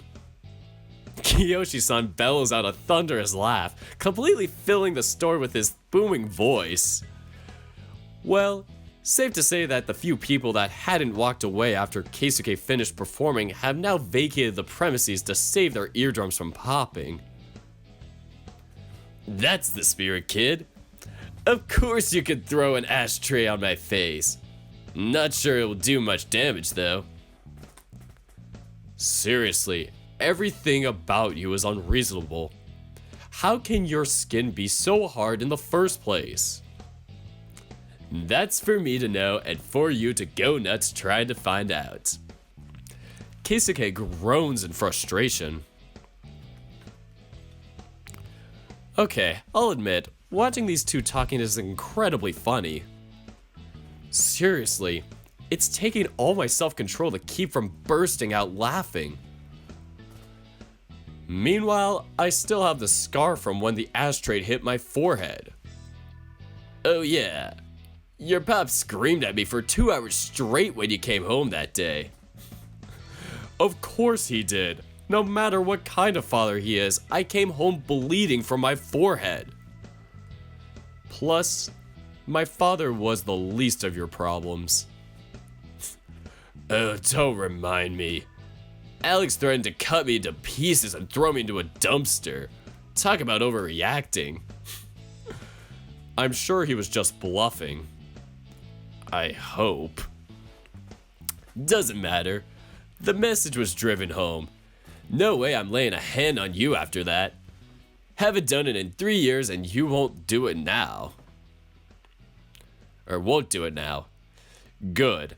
At least I won't have to worry about any more heavy objects flying at my face. Amen to that, now that my semester is over. About this scar you said you have. How come I've never seen it? Keisuke sighs, touching his left brow with the tip of his fingers and pulling his fur apart. Luckily for me, the fur grew over it, but you can still see it if you look close enough. Zooms in on the sprite to see if there's a scar. Not that I see. Tennessee, get your stuff together. Whatever. Oh yeah. That's a pretty big scar, alright? I can't even begin to imagine how much that must have bled. Sheesh, you don't have to keep trying to make me feel bad about it, kid. How many times do I have to apologize already? I'm not trying to make you feel sorry, even though you should. And the answer to your question is none. You never apologized for it. Oh yeah. Well, no use starting now, am I right? He starts laughing again, seemingly incredibly amused at himself. I can't decide if this guy is a genius or an idiot. I'll just cut to the difference and say he's a jidiot. Clever, I know. You're an oaf, you know that? Why, thank you. I'm the oafiest of oafs. Again, not a compliment. Either way, can you play back the recording for me so we can decide if this is a good mic for me? Sure, just hang on a second. Let me clean up the audio file just a tiny bit. He fiddles with a bunch of knobs and settings that I cannot even begin to understand. Once satisfied, he hands the headphones to Keisuke. Alright, listen for yourself. I personally think it sounds great. Keikun puts on the headphones, finally answering once and for all the question I've always had on my mind. How do rabbits and hares use headphones? Apparently, it's far easier than I first thought. We need to have a spray with them with headphones. I want to see this. I made that? This is me? Is this really me? Yep. I assume you never heard yourself record through a high-fidelity mic. This is what you actually sound like to other people. I told you, you've got tremendous talent as a singer. Are you sure you don't want to consider it? No, thank you. But still, I can't believe I actually sound like this. Now I'm even more excited to start recording songs. Haha, that's the spirit, kid. Oh, a question about Lunar. Lunar is it's gonna be indefinitely held off. I'm trying to figure out what I'm gonna do with funds or what I want to do with, like if I ever want to do like a Patreon. Like I don't really pay for any games. Like I try and do everything like free and public just to kind of be at the same level with everybody else watching this. But I personally would love to play it. It's just very, tough for me when it's like I'm trying to play these games for free now and don't know how I'm gonna like figure out the funding and stuff like that. I may do a Patreon. Like it sounds like I'm making just a ton of excuses for that, but as of now, I don't think I'm gonna do Lunar. Instead, I'm picking up this new game that everybody's talking about, Adastra, and I might do that instead. Because like Adastra it's kind of like similar in concept where it's like human and anthro world or anthro and human world where it's like, the worlds collide. But I feel like I have enough on my hands for now that I could hold off on it until later and then just start up another time. Plus, I can always restart that first demo day that I played when I pick up the game again. So, it wasn't much that I missed. So yeah, that answers your question indefinitely, but there's still hope for it. Alright, so anyway. So you'll be taking this one. So you'll be taking this one then. For you, it's wholesale price, so you don't really need to worry about money. You remember my guitar? Pretty safe to say money was never going to be an issue. Hey, it was your dad who bought it for you. You didn't buy it out of your own pocket. True, but I could. Kiyoshi-san chuckles, or chokes. Whoa. What? How much money do you have saved up? Over 90% of all the money I've been given since father took me in. The lizard whistles in admiration. That's quite a lot of dough. And I already know your dad gives you a ridiculous amount every week. You tell me. I've told him that the amount he gives me weekly could last me 6 months, but he doesn't listen. Wow, talk about first world problems here. From his reaction to hearing me speak, I think it's safe to say that Keisuke forgot I was even here in the first place. Sorry, Nico-san. I guess to you it just sounds like I'm whining about having too much money.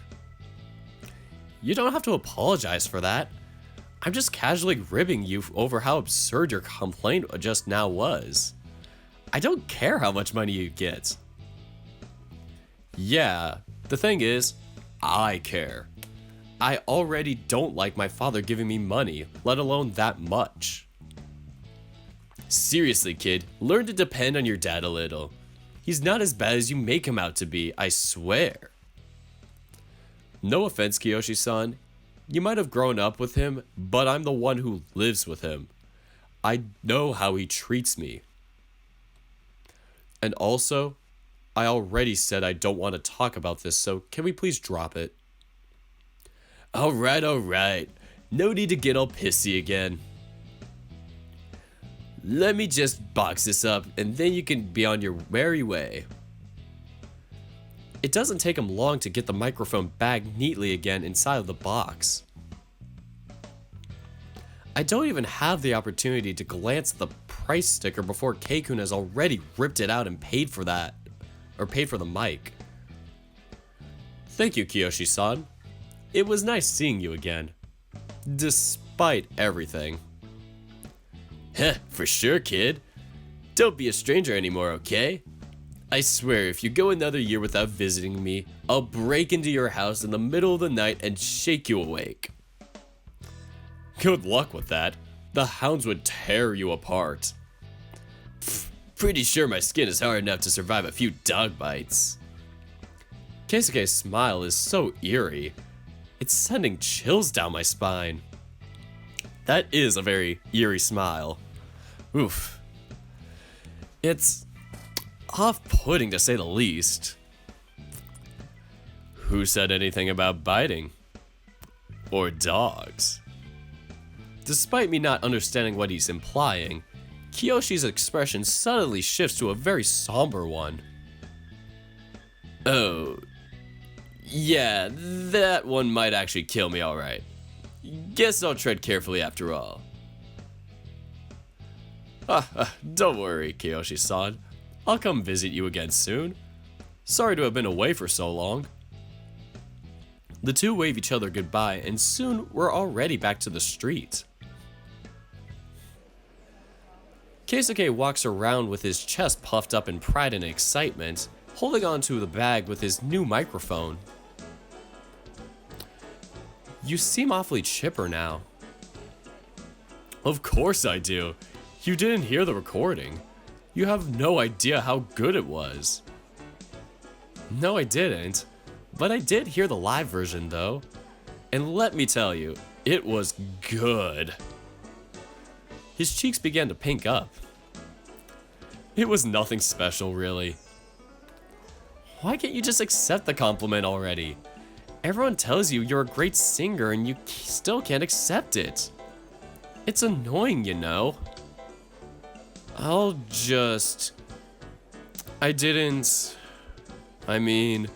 relax.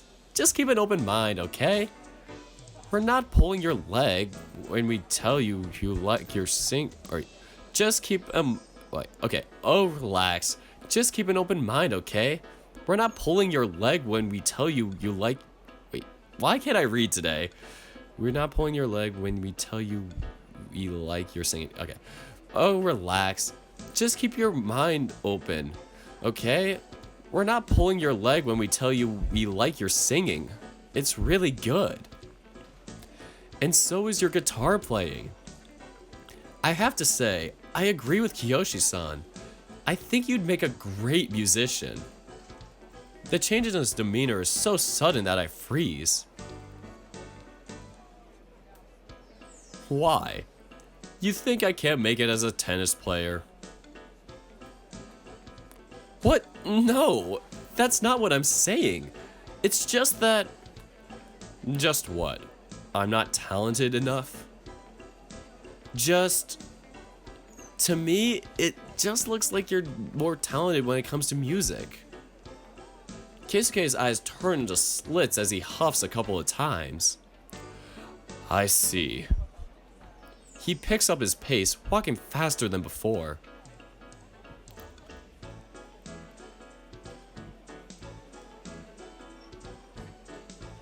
I have trouble keeping up. Wait, what does it say? 'Cause you're feeling good now that your semester is over. Yep, I'm honestly just elated about having this much time to do stuff. Like, it feels weird having like no responsibilities academically for 2 weeks or 2.5. I've just been so used to having stuff on my plate. It's like, now it's like having electives to just do what you want. Yeah. It was like the first thing this morning, I was like, I gotta do a stream. But yeah, let me tell you, winter break's a good thing. So anyway, back to the reading. I have trouble keeping up. Damn, this is one spray rabbit. I mean, hare. I mean, oh, whatever. I start running after him. Oh, there he is. Suddenly, out of the corner of my eye, I see a huge mass of black fur jumping in between the two of us and grabbing Keisuke by his shoulders. Got you. Unable to stop in time, I collide into the mass of fur. Ugh, he smells. Hey, let go of... He turns around to look at me, and his glare immediately chills me all the way down to my bones. The man, a wolf with piercing blue eyes, or were they maybe green? I'm not so sure. Now, focus. The wolf suddenly reached a hand out for my neck, caught completely by surprise. I was too late to react. Stop! Keisuke shouted. I was already prepared for the worst. This man was going to mug us and probably beat me half to death while at it. But unexpectedly, his hands just stopped inches from my neck. What the hell do you think you're doing? Keisuke walks around the man, flicking him on the nose. Could you not do that? The man looked sternly down at the hare, but Keisuke merely crossed his arms and stared angrily at the wolf. What's going on here? Aren't you robbing us? No, aren't you robbing him? The wolf made a gesture with his head, pointing at Keisuke. What? Me robbing Keikun? Of course not! Alex, what the hell are you doing here? Oh, so his name is Alex. And, oh god, you stick to high heavens, what the hell is with this stench? The wolf, Alex, steps away from me. Now that he doesn't tower over my sight, I can see that he's wearing a black vest over a white business shirt with a red tie around his neck.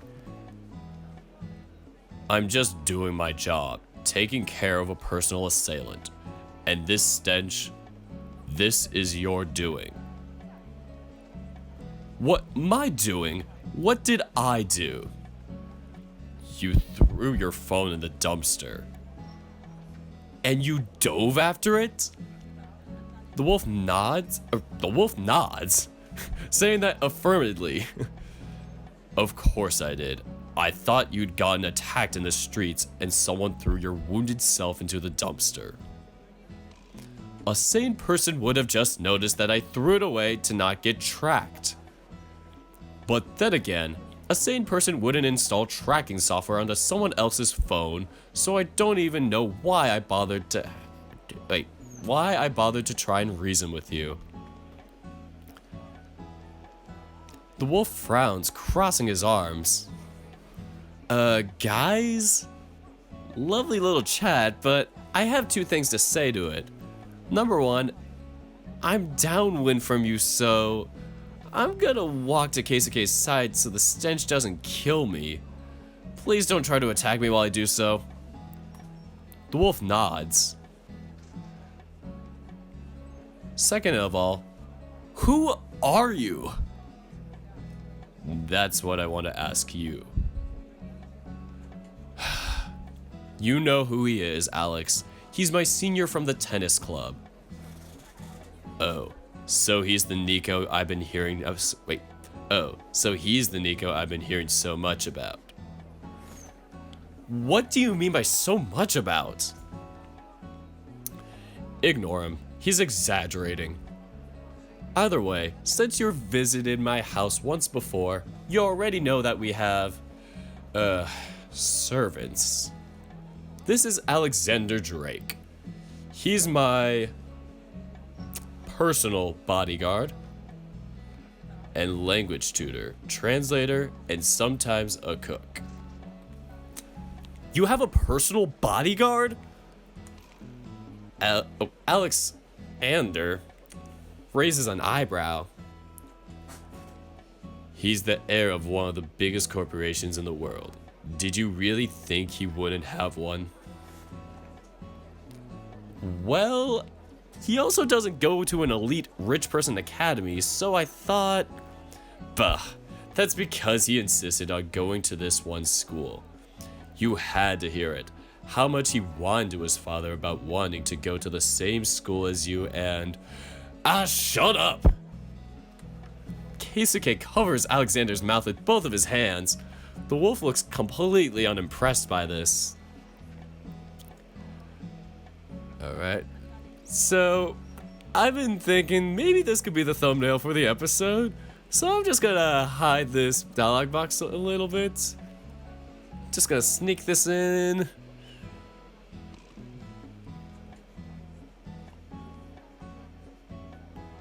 Like, my god though, Alex is like, fire. Wishing there's a side route of him. Alright, so... Wait, what? He wanted to go to the same school as me? But we didn't even know each other yet. How can that... Nonsense. He's speaking nonsense. Pay him no mind. But... I said pay him no mind. Alright. Jesus, Keisuke can be so scary when he's flustered. Hold your pants. Gotta keep them nice and tight. No, but seriously, Alex, you stink. Well, it's not exactly my fault. Could you clarify on that story about the dumpster again? I don't think I quite got it yet. Oh, about that. This guy hacked my phone and installed tracking software on it so he could know where I was and when I went out. I noticed that my phone's carcass was slightly bent out of shape this morning and decided to check. Yeah, it is a very interesting tattoo. I like the style of it. I just like the whole scheme of Alex. It's like, it's so perfect. But still, Shuichi is best boy. Gotta keep clarifying that. Once I realized what happened, I put my phone inside a used backpack, gave Alex the slip like I usually do, and threw him the backpack into a random dumpster on the way so he couldn't find me. Tracking software? Isn't that illegal?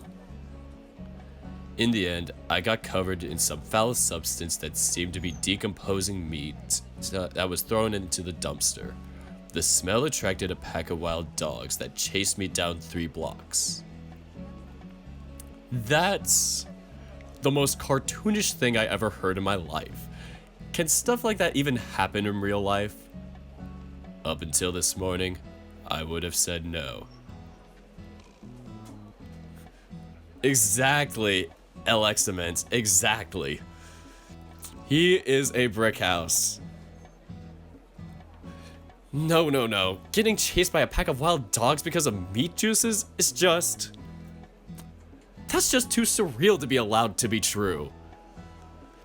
But before that, I think I have a more important question to ask. Back up a minute here. Why did you have to give him the slip? My contract dictates that I accompany Keisuke at all times when he is not at school. Unfortunately, he refuses to allow me to do my job and continuously sneaks away from me. But you're his bodyguard. Aren't you trained to keep an eye on him? How can he even throw you off like that? The wolf sighs, perhaps the first display of any kind of emotion I've seen from him so far. As a child, I taught him how to sneak around because I thought it might be useful if one day he got kidnapped. From the looks of it, I seem to have done too good of a job. Keisuke smirks. Upon seeing the expression on his face, Alexander groans loudly. And this one seems to take pleasure on escaping me, even if it ends up with me taking a pay cut every single time. Which I always cover in full and throw in a little bonus. That's neat. Guess Keikun is sneakier than I initially gave him credit for. Oh yeah, I'm practically a ninja. Ninjas don't wear expensive Calvin Klein dress shirts when they go out. Calvin Klein. Only the finest of clothing. Neither do I. I sold the Calvin Klein ones and bought these Chinese knockoffs. Pretty good, right? Can't even tell the difference. I'm thinking of how many people do that with like Air Jordans and stuff like that, or Kobe's. I had a friend who did that with, like, he worked at Ross, and like he would get like, you know, these like fake Kobe's from like, you know, made in China or whatever. And yeah, they'd be like perfect for him because they'd be like, you know, only 20-30 bucks. And the dude had like, you know, really large feet too, so like he had to go like really high in the sizes, so it was like the only way you could buy like sports shoes. So, you know, you gotta find your way to get the cheaper stuff. The wolf smiles, shaking his head in amusement. Oh, you're too much. You keep finding ways to impress me. Not my fault you're easily impressed. Yeah, definitely the shoe, like, that was the thing too with the shoe, like, started breaking down, like, after a couple months. But hey, you could keep buying multiple of those for, like, you know, 20-30 bucks. I get that you two are having a moment and all, but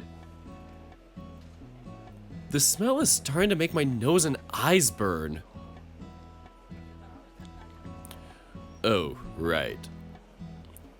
As if only now he has remembered it, Alexander takes a few steps back.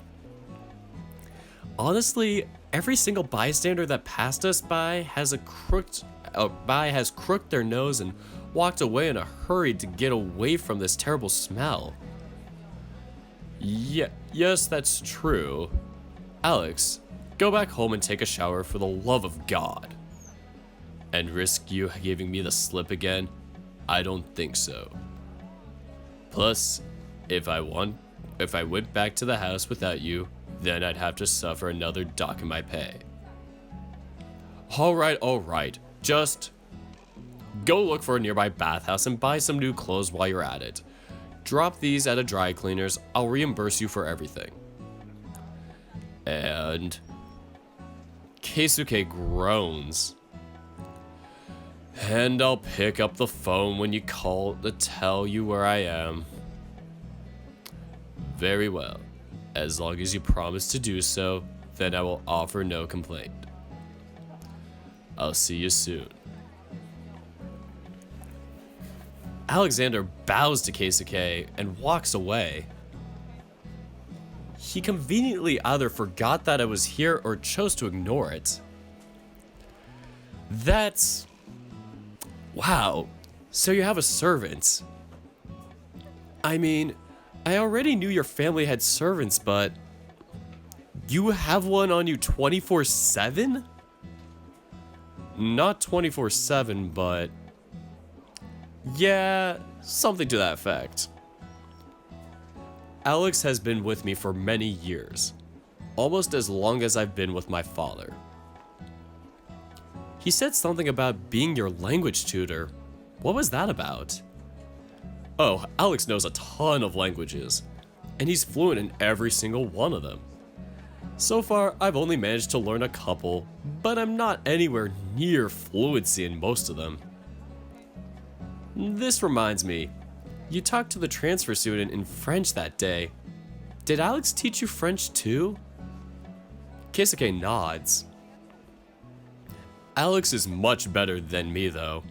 He doesn't even have an accent. You could mistake him for a native. He must have studied a lot to learn all of those. Yeah, I don't really know much of his background, but I do know he spends pretty much every moment when he's not with me either reading up on something new or practicing. Huh. Sounds interesting. So I guess we'll have a third person accompanying us soon. At that moment, I could have sworn I saw a glint of malice in his eyes. There he is, back to making his little plans. Keisuke smiles, looking eerily proud of himself. Not exactly. What? But you said... I said I'd pick up his call and tell him where I am when he calls. I never said anything about still being there when he gets there. That's... evil. He shrugs. I wouldn't call it evil so as much cunning. Honestly, the only reason Alex falls for these is because he lets his guard down around me. Even though I'm always outsmarting him, he never gives me enough credit and ends up underestimating me. And that's how you lose. That's... Machiavellian?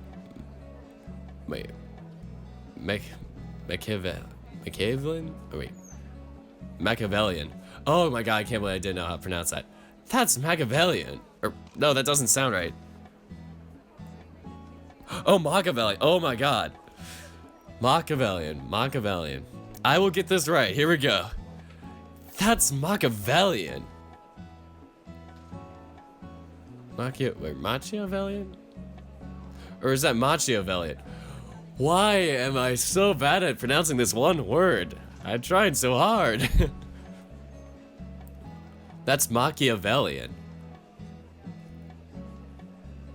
We're gonna go with that. That's Machiavellian. I know. I take pride in my cunning. I shake my head. That's not a very nice thing to do, though. He's just trying to do his job. Sure, I get that. If I really wanted to antagonize him, I wouldn't make sure to always repay him for the pay cuts he gets because of me. It's just... having to be constantly watched whenever I go out, I feel like a mouse trapped in a cage. Is it so wrong for me to want to go out and enjoy myself like a normal person? I know this is probably just first world problems to you, but I really hate having to be constantly kept under watch. People treat me differently because of who I am. I'm constantly told about how awesome my life is, and I feel nothing for it. So close, but yet so far. Amen to that, Picky. Honestly, I miss the days when I was a poor boy. Honestly, I miss the days when I was a poor boy living with his single mother. At least back then, I had the freedom to be who I wanted to be and do what I wanted to do. Now, I just have my life picked out for me and people to watch me and keep me in line. Let's go try and make a Queen joke. That's why I stopped. I'm just a poor boy. I have no family. Or, wait. I don't even know the lyrics. I think that's why I couldn't even make the joke. I was like, or is it, I was a poor boy. I need no sympathy. There we go. Close enough, right? His shoulders sag ever so slightly, and I can notice them quiver as he covers his eyes with his hand. It's all just so exhausting. I just want to be treated like a normal person. Sorry. How about we change the subject? This is obviously a delicate issue for you. Despite his best attempt to smile, it ends up looking too forced. It's easy to notice he's only doing it for my benefit. It doesn't even matter. Huh, I guess it really is. Sorry, Nico-san.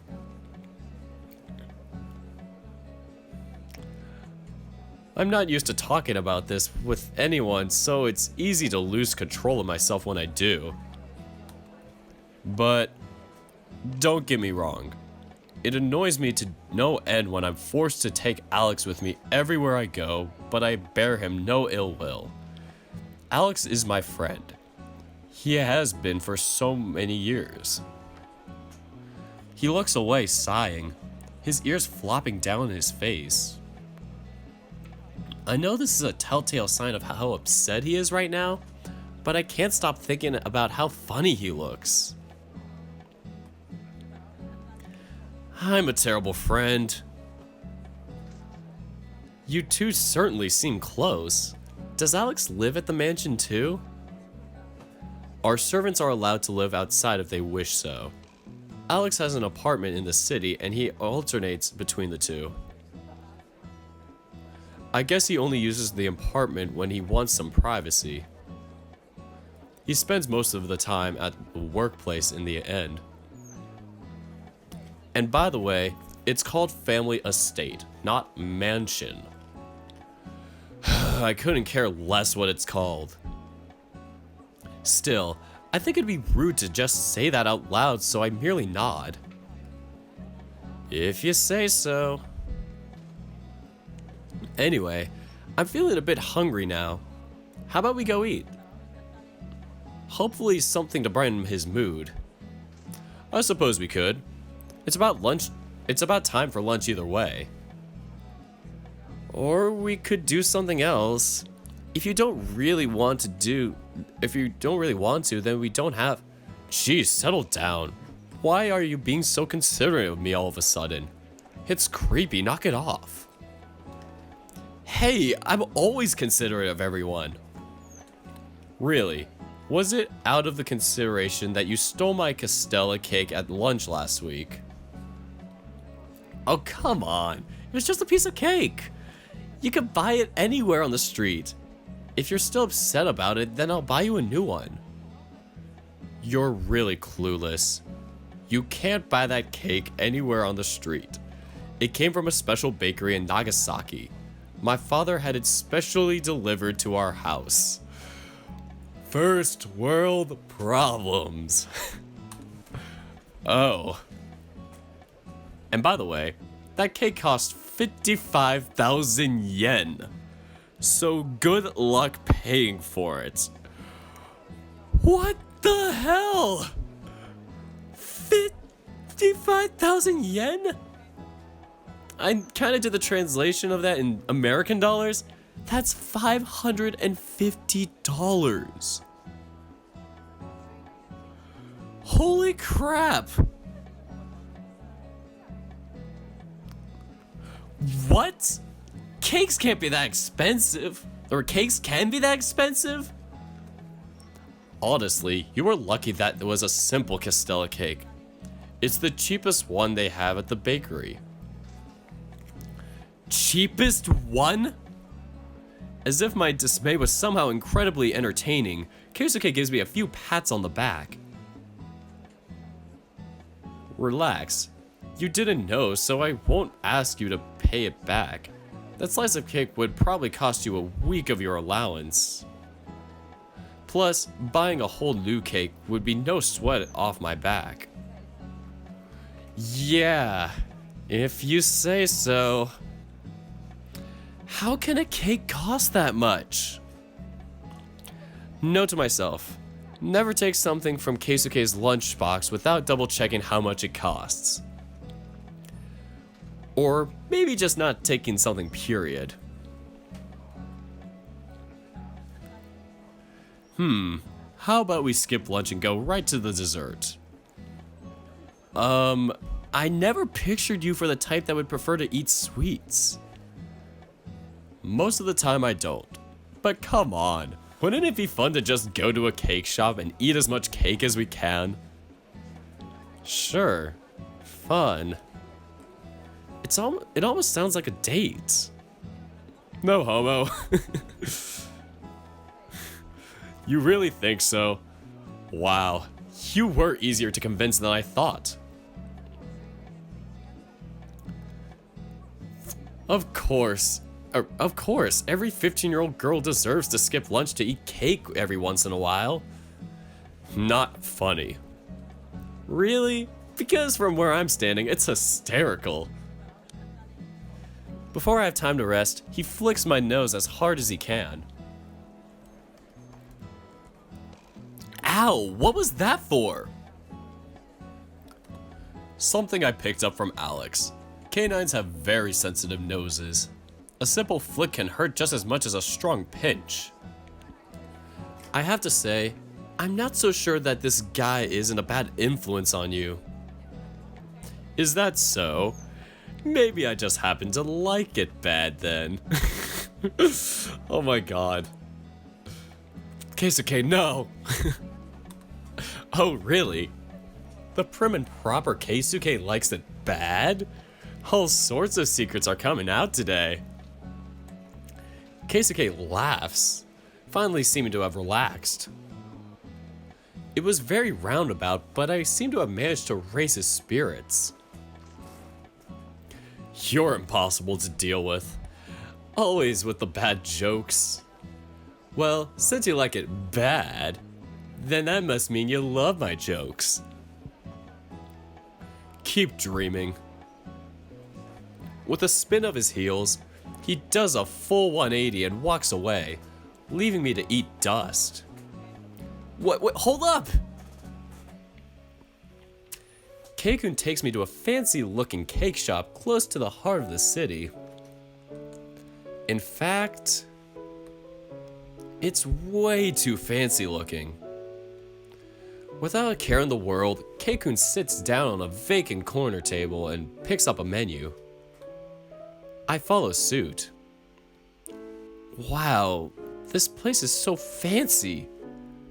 Everything in here looks so expensive. My eyes immediately dart to the prices on the menu. Everything in here is super expensive. Yes, I'm aware. There's no need to announce that for all of the store to hear. I turn around to see that everyone, customers and employees alike, are staring at me. Sorry. Keikun snickers, hiding his face with his menu. The little thing is having a laugh at my expense, isn't he? Hey Keikun, I thought we agreed we wouldn't go to a super expensive place. I remember no such agreement. What? But I can't pay for the stuff here. Such a shame. I guess this means you'll have to let me treat you. You little. This was your plan all along, wasn't it? To pressure me into letting you pay? Ingenious, I know. Or I could just walk away and go eat someplace else. Keisuke shrugs nonchalant. You could. But then you'd have to face the embarrassment of looking the employees in the face after you walked in, sat down, and screamed loudly about the prices only to leave without buying anything. Hold them for social ransom. Don't let them get embarrassed. You suck. Proudly. Oh my god, no. Not like that, not like that. Keisuke places his menu down, lifting up a hand to call a waitress. Hi, good morning. I'll have a strawberry shortcake. The woman scribbles it down on her notepad and turns to look at me. I haven't even decided yet. Take the treat, doggy boy. My goodness. Nico-san, let's not keep the lady waiting, okay? We wouldn't want to get in the way of her doing her job. This little... He even has a countermeasure for my pickiness. Fine. Get me a... lime cheesecake. Keisuke whistles in admiration. That's one of the most expensive things on the menu. What? No. I mean, give me a... Keisuke looks up at the woman with a devious smile. Just give him the cheesecake, please. Thank you. The waitress nods and struts along to get us our order. You did that on purpose, didn't you? Yes. Seeing you freaking out over money is admittedly very funny. And a little bit cute. You're terrible. Am I? Isn't this the same way you treat Kobayashi? What? What? Of course not. Is that the sound of dawning realization that I hear? I place my elbows on the table, holding my head up with my hands as I reconsider all my life choices. That was me in mid-November. Oh god, I'm a piece of crap. Keisuke gives a few taps on the back, still smiling. Don't worry about it. Unlike you, Kobayashi only refuses it out of courtesy. He actually likes it when you treat him. What do you mean, unlike me? Well, he is afraid to burden his friends, but he is happy that they think of him and want to treat him. You, on the other hand, are an anal fool who refuses other people's kindness because of pride. I have to tell you, it can get quite annoying. What? Hey! That's a mean thing to say. Albeit true. Don't worry about it so much. I'm telling you, I enjoy treating you. It's fun. Although I can see how it would confuse you. But when I told you about my family, I also told you that back when I told you about my family, I also told you that I hated people trying to approach me to take advantage of my money. But the thing is, I know you don't care about it. I know you're actually my friend because of me. I want to treat you. Is that so wrong? It's confusing for one. Wouldn't that qualify as taking advantage? With all the hoops you make me jump just to let me buy you a piece of cake? I'm going to go out on a limb and say, no, it doesn't. The waitress comes back with 2 plates of cake, placing them in front of us and walking back to her post without delay. It's been so long since the last time I've had this cake. Same here, I haven't had strawberry shortcake in years. And I've never found the opportunity to. I really need to do that today or do it sometime soon, just to celebrate. I'm so hungry now because they're bringing up desserts and stuff. And I haven't had breakfast or lunch. But I want to get through this day because I know we can. We're going to get through day 10 at least. Keikun digs his spoon into the soft cake and immediately puts a bite into his hand, or puts a bite on his hand, squealing in delight. Wow, not only is your tasting cakes girly, but the way you eat them is too. Shut up, or I'm going to order you a party platter. I'll shut up. He doesn't even look my way as he continues to savor his cake. I'll admit, it looks really good though. Aren't you planning to try your cake? Or aren't you going to try your cake? Oh, right. I completely forgot about it. The lime cheesecake actually looks very tempting. Although I was expecting a Japanese cheesecake when I first ordered, I find myself face to face with a pie? Noticing the strange look on my face, Keikun chimes in. Don't like it? No, not that. It looks very good, whatever it is. He then laughs, pointing his fork at my cheesecake. That is a cheesecake. A Western one. I think this one is based on American cheesecakes. Sounds so good. Lime cheesecakes are amazing.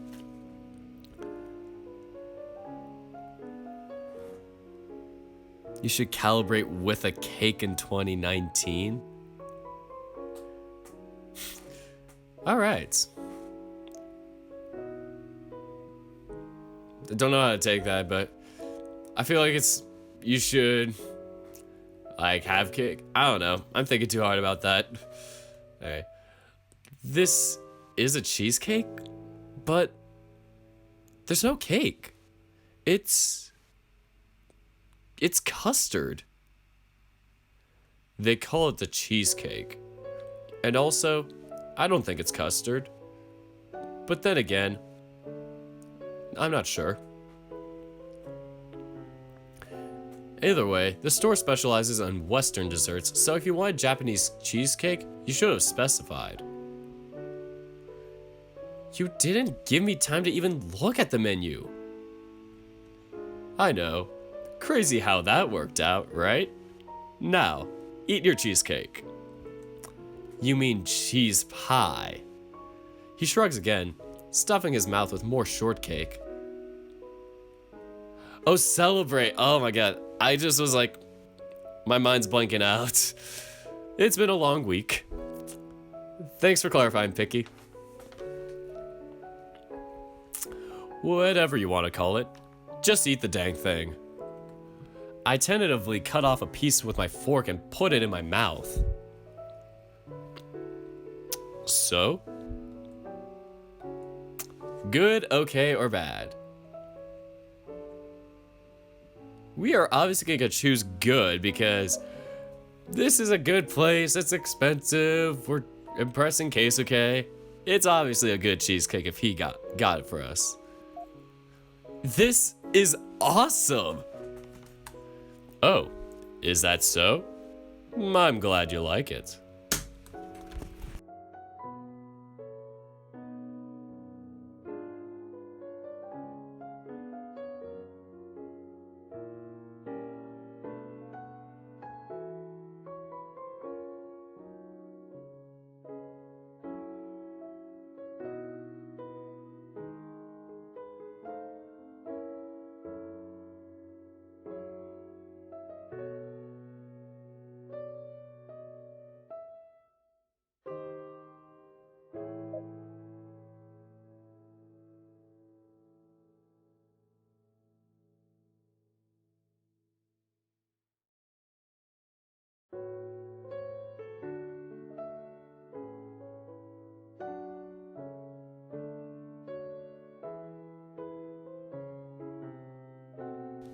Okay, sorry about that. My mic went out again.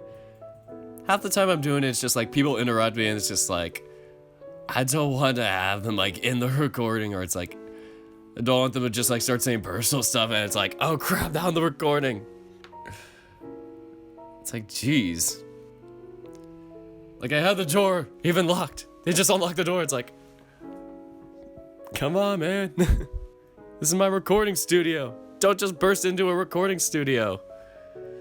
Yeah, and mic off. You can tell this is only the finest of streams. And I double checked to see the mic works. So yeah, back to it. Hell yeah, it's tangy, it's sweet. The dough is very crisp and crunchy, and the filling is soft. This is probably one of the best things I've tasted in my life. I'm glad I could get you to try it out then. I really am. Although it worries me how expensive this is. Don't start. Sorry. Keikun stares at me with a severe expression for a few seconds before cracking up and starting to laugh. What? What is it? Is there some on my face? No, it's nothing. Oh, come on, tell me. I'm just thinking about how much fun I'm having. I thought this was gonna be a day like any other, but having you around certainly makes things more fun. I cross my arms, staring at him with the most smug look I can muster. Is that so? We've barely done anything, and I'm already giving you a good time. Or I'm already giving you a good time? Man, I really am the best, huh? Don't let it go to your head, smartass. I shrug. Oh, I'm thirsty as hell, gotta get some water in.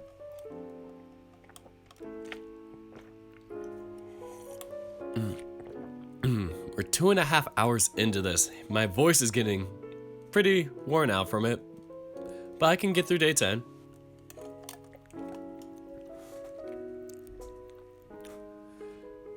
Well, thank you for pushing me today.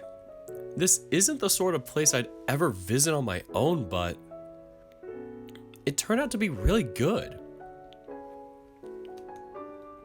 Of course. Thanks for accompanying me today. Shall we head off? One sec, let me finish my cheesecake. I quickly wolfed down the remainder that was on my plate. We get up and head to the counter. Keikun hands the cashier a card and asks her to swipe it. In less than 5 seconds, the transaction is complete. Have a nice day. It's now just a bit past 12 when we leave the store. Even if the slices seem small, they ended up being surprisingly filling. Where to now? I was thinking of heading home actually. What? You're kidding! I mean, I haven't really planned anything else. I thought we'd just hang out until lunchtime and then leave. And you call that a hangout? We've been together for less than 2 hours. Technically we've been doing this for like 2.5 hours. Whatever. It's actually been a little over 2 I don't care. Come on. We're going to do something else. I grab Keikun's arm and start to drag him away. What? Like what? Oh? You don't have anything in mind either, do you? Not really, no. He flicks me on the nose again, making me yelp. Hey!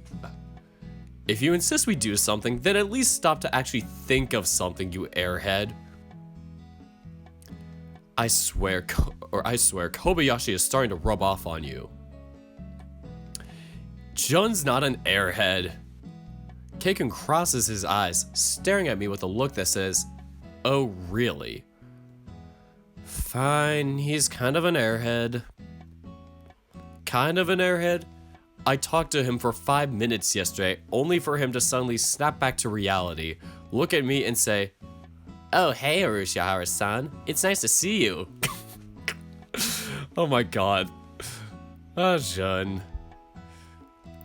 I have a friend like that where he will be like the complete opposite, where he'll just talk your ear off. Like, he has the same personality type as Jun, like, you know, almost verbatim. And he will just, you know, talk your ear off and just, you know, it's hard for you to leave a conversation, like, unless you're like, okay, conversation over. It's like he'll always try and wrap the conversation back into something, even when it's like, oh, I'm gonna do something else. Yeah, he's more of an acquaintance actually. But yeah, it's like he's got Jun's body type, Jun's, you know, personality of just being so naive and innocent. It's like as if Jun was reincarnated into my real life. And he's in like my classes next semester also, so it's like, oh boy, real life tennis ace. Yeah, so that's a story about my real life.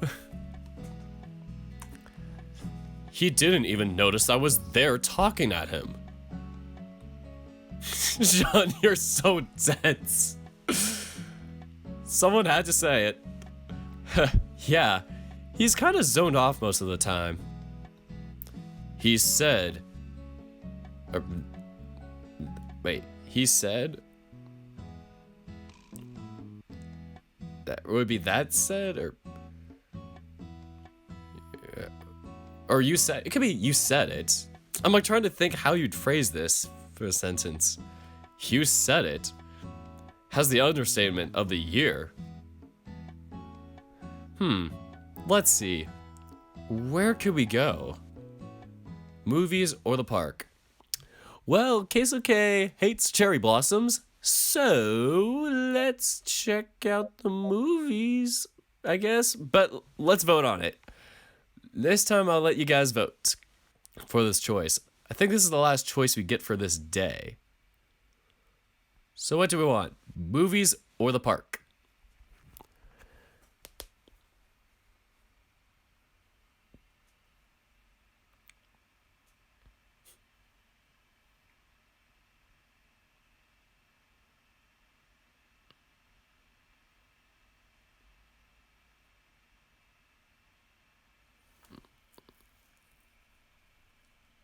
Park, movies.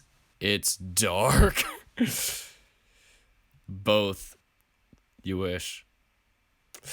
See if I can only pick one. So we're split between movie and park. Park, okay, 2 for 1. It's like, I low-key would personally edge out for the movie, but it's like, it's your guys' vote. I don't want to be like swaying yet. We're tied at 2 again, so.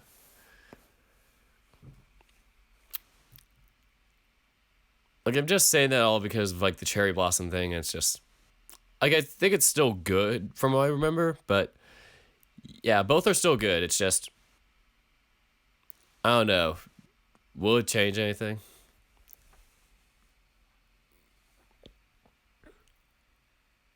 So 3 or 4 votes for. So we're at 4 votes, I think, for movies and 3 for park. Park, movie.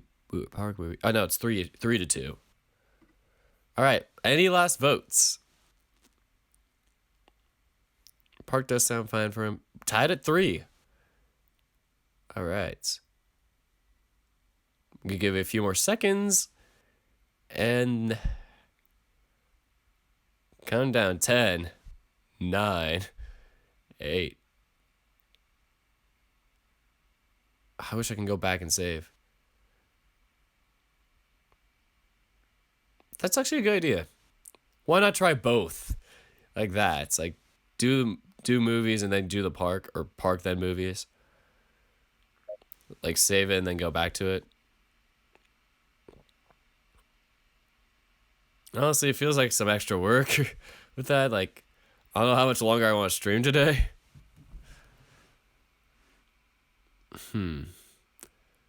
So we are split in the middle. So since we're split in the middle, we are going to do movies. You can scroll back to save. Well, yeah, I could technically save this as a new file. I don't know how to go back if there's like a back arrow. But yeah, I don't know how to like go back with decisions, so yeah, I only know how to hide the screen. I was trying to like learn that while going live, but yeah, I'll probably have to learn that later.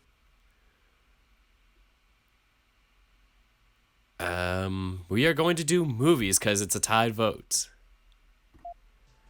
I know. We'll go to the movies. Oh, that sounds like a neat idea. What movies are they showing today? Alright, so positive reception to this at least, so this will help. Yeah.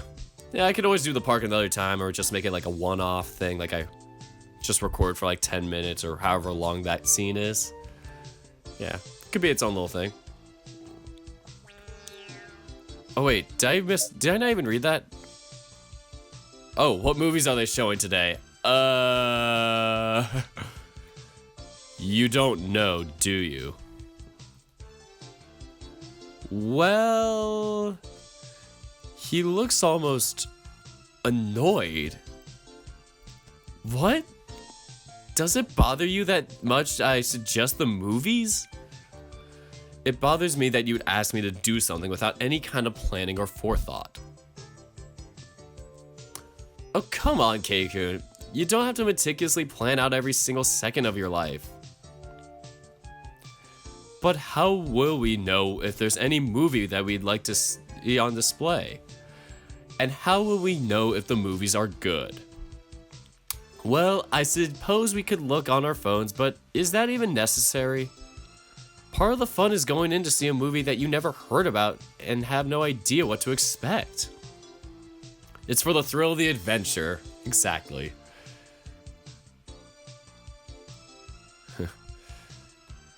That's probably the stupidest thing I've ever heard.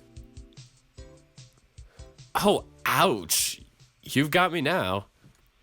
How will I ever live knowing that His Royal Highness finds my thinking stupid?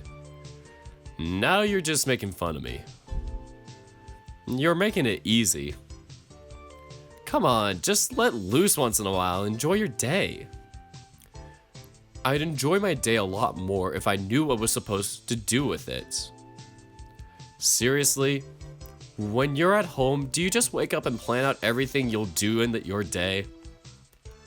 Yes? Wow.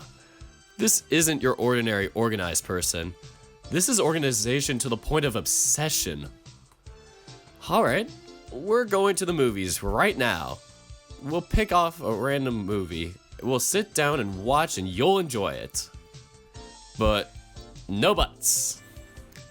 But I cross my arms and do my best impression of the evil eye I got from Alexander earlier today. Oh please, you're trying to imitate Alex now? I'm that guy's boss.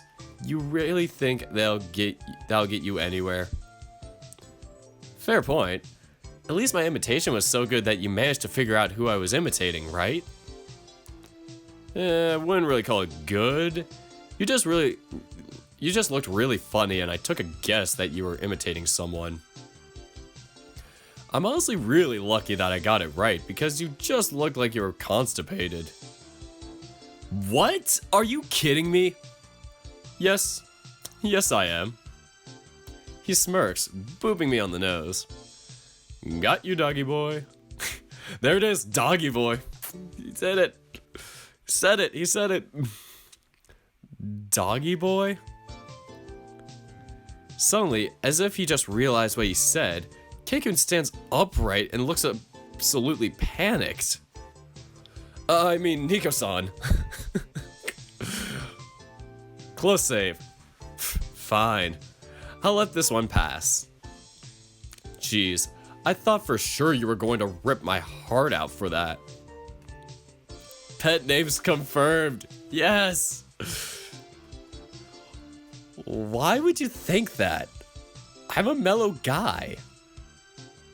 I once watched you chastise one of our juniors because we referred to you as Captain Dog.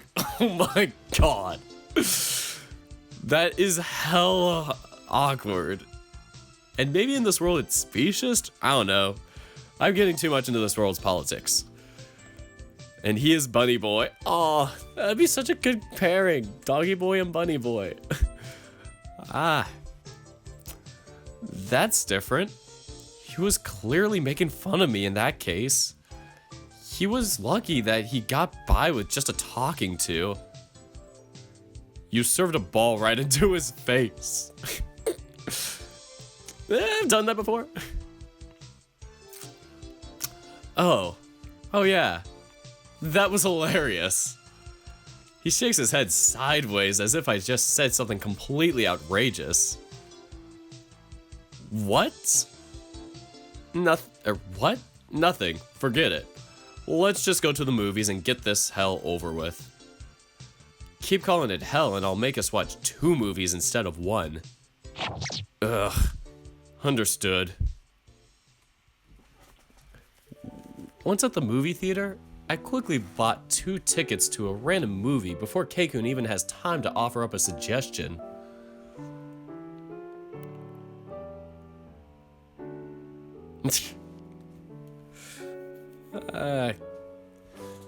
Katie, yeah, that is. Amen to that. This, of course, leaves him fuming.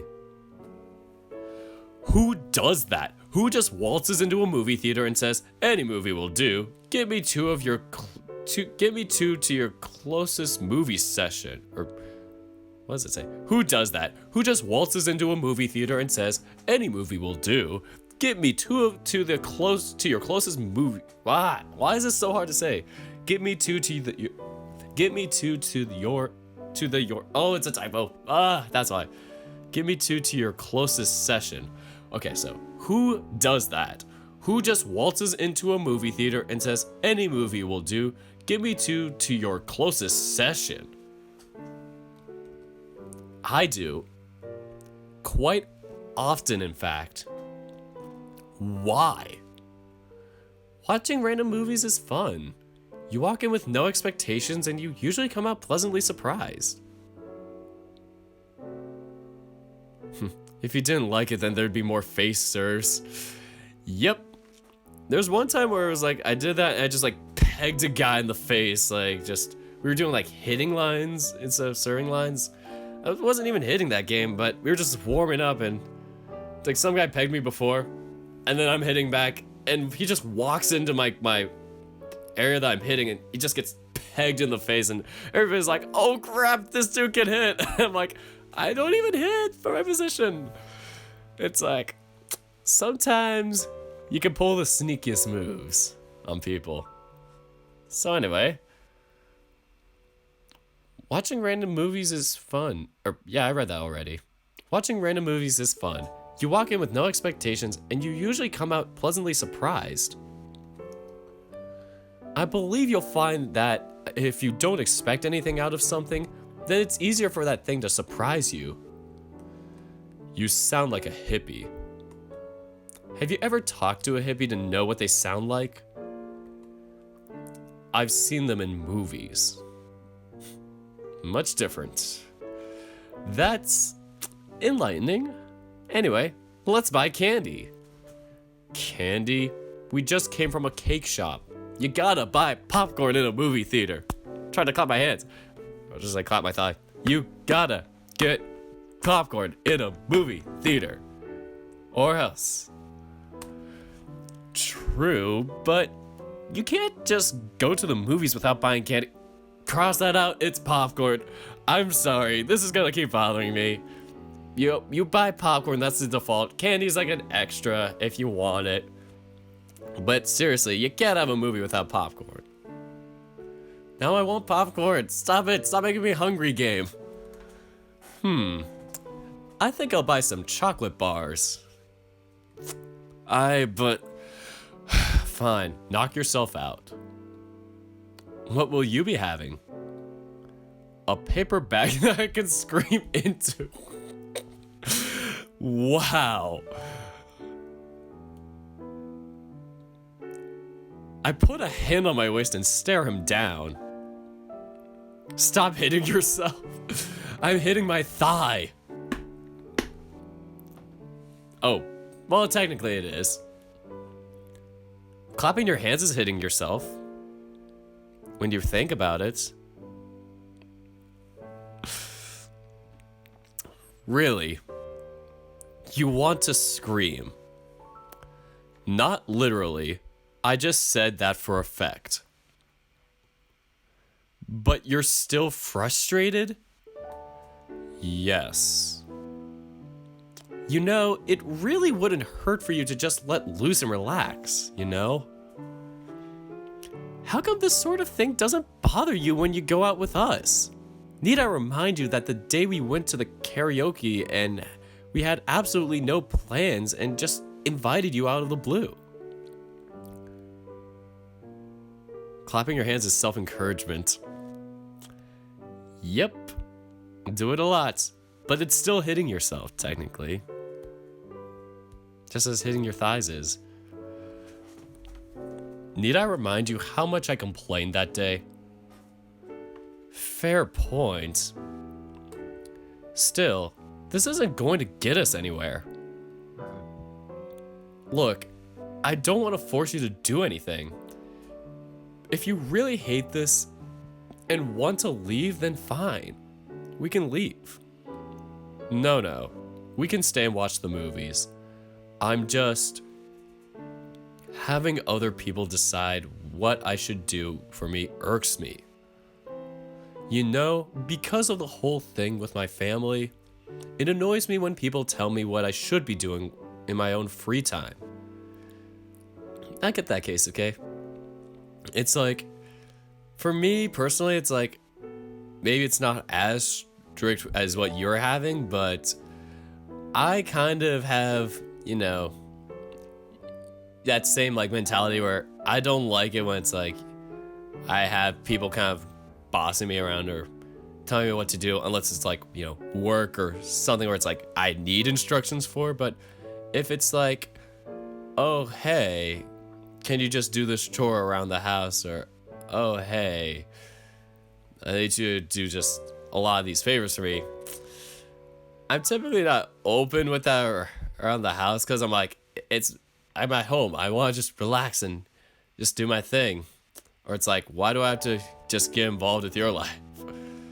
I'm much better with that around other people. Like, I honestly don't care about that if people ask me when I'm with friends, but I don't know. It's a weird thing where it's like just with family, it irks me.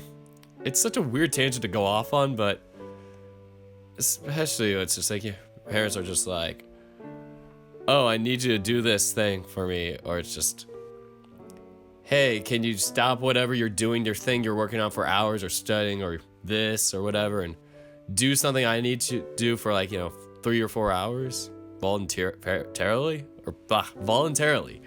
Yeah, I can speak. But yeah, it's a frustrating feeling. Yeah, I see you guys can relate to it too. But yeah, it's a good vent. So anyway. Oh crap, I completely forgot about that. Sorry, Keikun, Nah, don't worry about it. Really. He waves me off nonchalantly. It's fine. I know you're not that kind of person. That's why I even agreed to come along in the first place. You're just impulsive sometimes. Huh. I guess that's one way of saying I'm a pain in the butt. Oh yes, a royal pain. Albeit a pleasant one. So don't worry too much about it, okay? Huh? A pleasant pain? Is there something you're not telling me here? Oh, very funny. Keisuke is gay, ha ha. I truly am a great comedian, aren't I? Just go eat your stupid candy already. Or just go get it already. After I get my 5 jumbo-sized chocolate bars and we both buy ourselves some drinks, we quickly enter the room to find our seats. 5 jumbo-sized chocolate bars, what the fuck? Who does that? I don't even do that, I'm American. I mean, the most like I would ever want to do in a similar situation like that is like get a crud ton of fries and just like get a huge like count of like fries or nuggets. Oh, that's my dream to do that. Like, I need to do that, like save up some money and just do that on one day.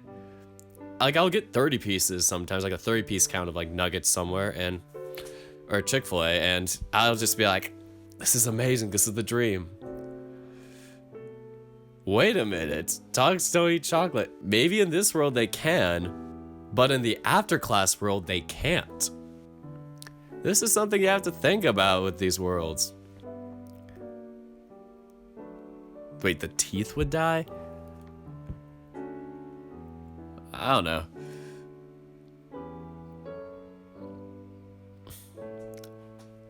Hello, anybody that's new to this stream, hello.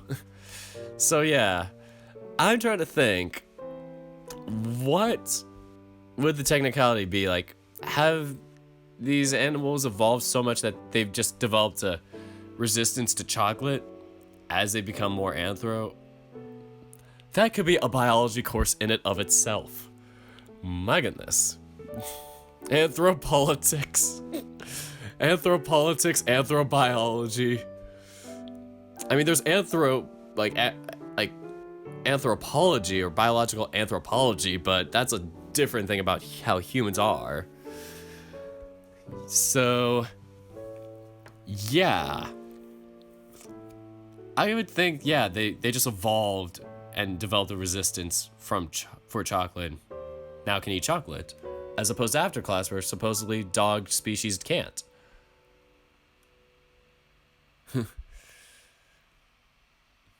So yeah. And Tushiman is asking how I'm doing. I'm doing well. Anthropology then. I love puns. He spent too long talking about his 5 jumbo-sized chocolate bars. We were concerned about how he ordered 5 jumbo-sized bars, and then we're like, wait, can he even eat chocolate in the first place? Like, I love how we just go from, like, 2 different concerns with that sentence. Do you know the furry war? The furry versus gamers war? I have heard of it. I don't partake in it. I do not. I just curiously look on from YouTube videos or compilations. By that, I've seen like maybe 1 compilation of furries versus gamers war. It's so dumb.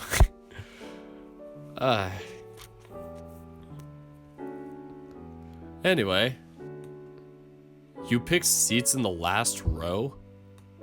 Yeah, that way we don't have to keep looking up to see the screen. Good on you, Nico. That is the smartest decision.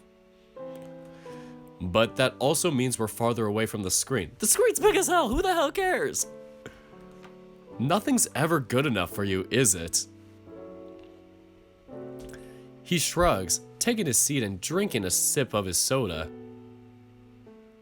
Oh, sweet, we got 15 people watching. I know Decker like was like shouting out like, oh, I got this many people watching, you know, being proud of like, you know, hitting records for a number of people watching his stream. This is my record actually, 15. So this is awesome. 15, maybe even 16 once, but yeah, 15 at least.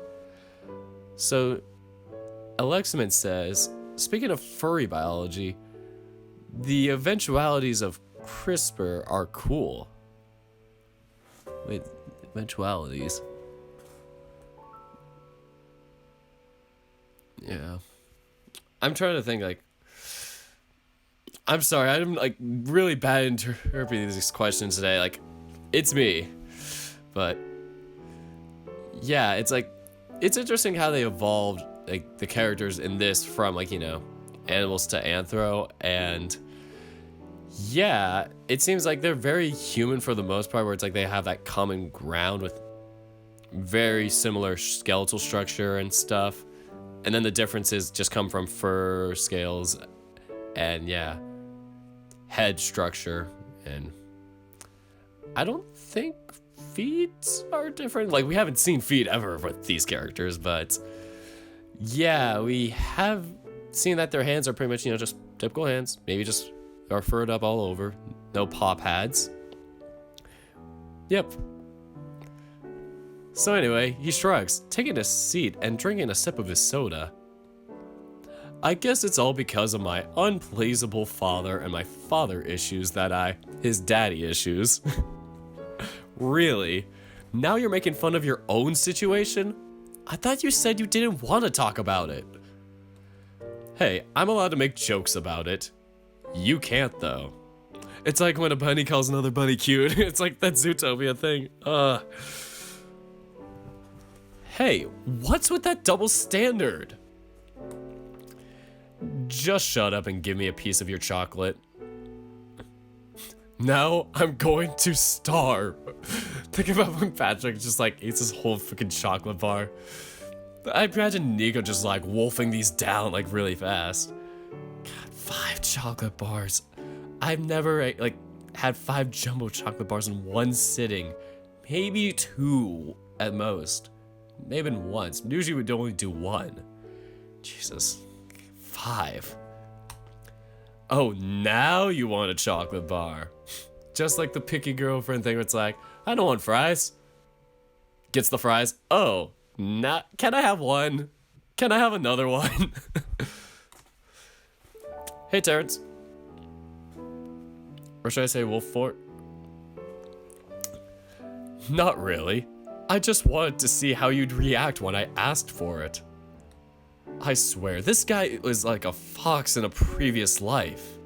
Or was a fox in his previous life. I hope this movie is good. Will you just shut up about it already? I get it, you didn't pick the movie. Sheesh, someone's pissy. Oh, he's doing this on purpose to get on my nerves, isn't he? Are you by any chance trying to annoy me on purpose? What? Of course not. Why would you ever think that? You're not fooling anyone with that look on your face. Is getting a rise out of me really that fun for you?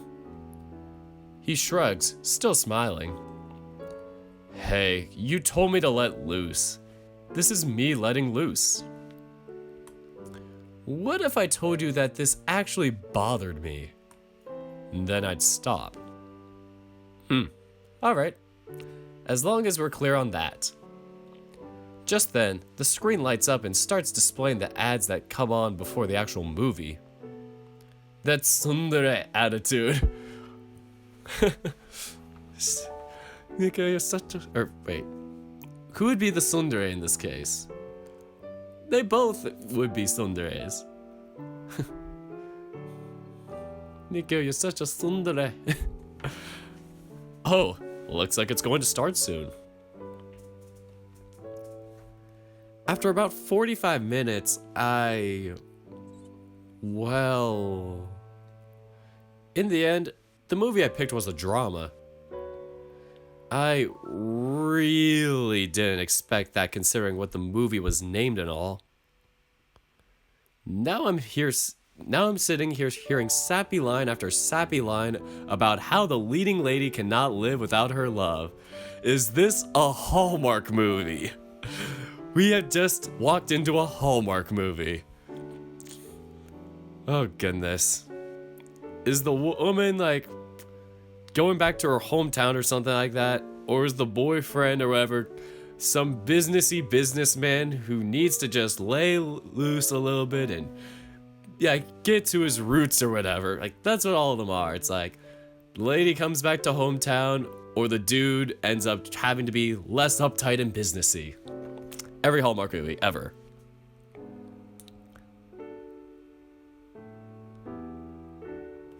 Alright, so I look over at Keisuke expecting him to be annoyed at the movie as me.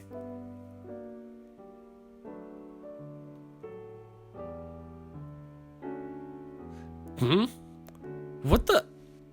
He's tearing up? He's actually crying because of this god-awful movie? I decided to make a mental note of this to tease him once the movie is over.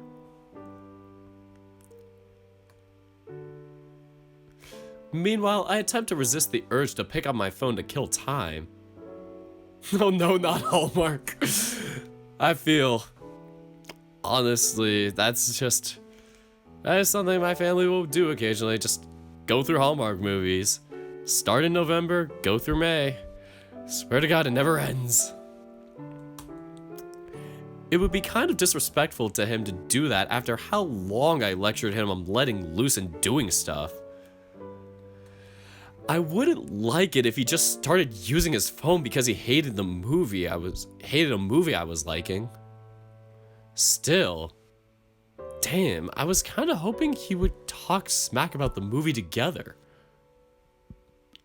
Well, since he seems to be enjoying it, maybe I should give the movie another chance.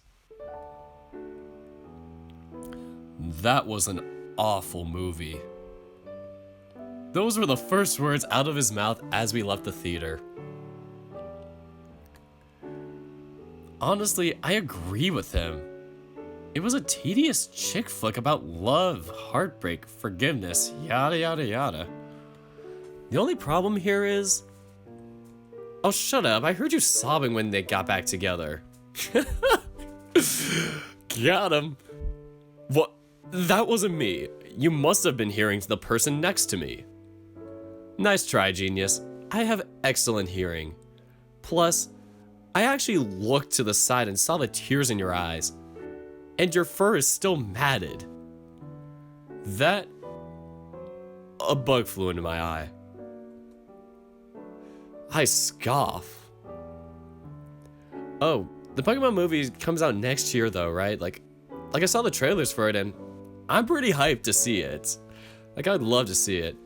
That, and around the same time I saw the Avengers Endgame trailer, and I'm hyped to see that too. Like, I have a friend who's so obsessed with Thanos, it's just like, we just like have a whole like running thing about Thanos, and it's just like, we just gotta see it together and root on Thanos. Like, it's gonna be so weird, but so good. You're so full of it. Oh, come on. Like you never cried at a movie before. Yeah, I have. At a good one. Hey, that movie wasn't all that bad. It was quite enjoyable, actually. Denial. So much denial. It was your idea to watch that in the first place. It's not fair for you to judge me when you're the one who made me watch it. It is when you try to hide it.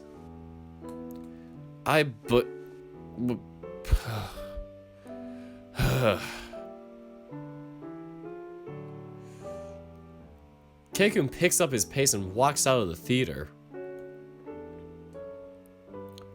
Oh, Monster Hunter movie. Not Monster Tamer, like this game says. Can't believe I missed that joke. Hey! I have to run to catch up. This guy is really fast. Hey, wait up! Oh look, they actually got a cinema photo. That's so cool. Are you gonna get off my case about the movie? Fine, fine. No need to flee. Alright, I'll stick around then. Just then, his phone begins to buzz inside his pocket. Oh, it's Alex. Hang on one sec. Hey, Alex. Yeah. Oh, good. Sure, that amount sounds reasonable. We're at the movie theater. Yep, the very same. Alright. We'll wait for you. He ends the call and shuts off his phone. No, I'm not a big horror movie person, actually. You know, I get pretty riled up easily, so... You know, I prefer not to do it for pleasure. Cinema's cute. It seems familiar. Don't have one of those in my near area. We have like a different like branch of movie theaters. You're not going to wait for him, are you? Oh hey, we got 16 people. Hey, we maxed out. Not even for a second. Come on, let's go. I still think you're being mean. Not the time. Move. Keisuke basically drags me away to another street. After walking for quite a bit, he finally lets go of me. Sorry, just... There. We should be safe here. I really think you're starting to exaggerate this whole thing. I mean, you dragged us here 5 blocks. I think it's safe to say he's not going to find us here. Can we hit 20? Let's go. Gotta get 1,000 likes. Nah, I don't care. It's just a cool thing when I notice it. Oh, you really don't know Alex. He's ingenious. We're outside in one of the biggest cities in Japan on a Saturday at 2 in the afternoon. Pretty safe to say he's not going to find us here. I don't know. Wait, now that I think about it, didn't he just call you on your phone? Yeah? Didn't you say you tossed your phone when you found out it had a tracking device on it? Oh, that. I bought a new phone and transferred all my contacts and info before I tossed the old one. I made sure to buy the same model, of course. The fact that you could just go out, throw away an expensive phone and buy a new one without batting an eye scares me. Either way, From what he told me, he was quite nearby, so it probably won't take him long to get to our previous location. He's probably there already. Man, he's gonna be so pissed when he finds out we're not there. Indeed he will. We both jump as a voice comes from right behind us. Alexander steps into view, standing right next to Keisuke with his ever so imposing figure, now no longer covered in trash and stinking up the streets. What? Alex, how did you... Tracking chip. I put it on your friend when I left to make sure you wouldn't do exactly what you just tried to do. Guess I was right to be cautious. What? You implanted a tracking chip on my friend? How could you do that? I don't see the reason for your surprise, given that I already done so to your phone. Is it really all that surprising? Now that you mention it, I guess it's true. Don't just let him off the hook like that. Alexander turns to stare me down, and my flight or fight instincts suddenly kick in full force. Or in this case, flight or flight instincts. I hide behind Keisuke to avoid the gaze of the scary wolf. Wow, hiding behind your underclassman who also happens to be smaller than you. So brave. Of course, Keikun immediately digs in with the sass. Shut up, he looks like he wants to gut me. Don't worry, that's how he looks at everyone. How is that supposed to make me not worry? Alright. Alex, I appreciate you trying to do your job, but don't rope other people into this. I was wrong of you to put a tracking chip on my friend. Yes, that's right. I didn't sign up to be on a spy show. Alexander frowns, seemingly displeased with Keikun's decision, and I think that he might argue with. Instead, he merely nods. Very well. Come over here for a second so I can take the chip off. Oh, this was easier than I thought it would be. With a little bit of hesitation, I walk over to the wolf.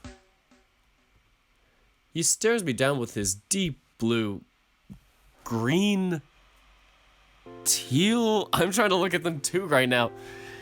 They're like an aquamarine. I know because my brother has them. He has those aquamarine eyes. Whatever. He stares at me with his deep teal eyes and reaches out for my neck. He taps the collar of my shirt a bit and then pulls away. Hidden in plain sight. He holds up a little black dot, a quarter of the size of the nano SIM card.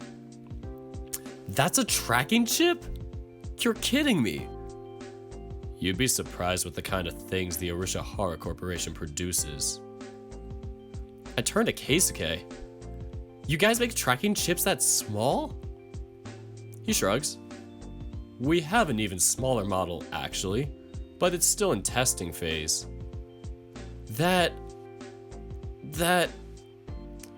Oh boy. His company works for spies, doesn't it? Now, Alex, is that the only chip you placed? The Wolfman nods. Alright then, I'll forgive you this one time. Low-key, I feel like it's gonna come back to haunt us. It's like he actually hit 2 on us or something, and then it'll be like how Keisuke finds us or something. Theory, that is a theory. Very well. By the way, I'll require reimbursement for the expenses I told you over the phone. Alright, just a second. Keikun pulls his phone from his pocket and starts tapping on the screen. What are you doing? Using my phone to transfer money to Alex's bank account. I should be done in... there we go. Yeah, I'm glad we get to see Alex again. Alex is our homie. Alex, you need me to send you a confirmation? No need. And thank you. Keiko nods and puts his phone back on his pocket.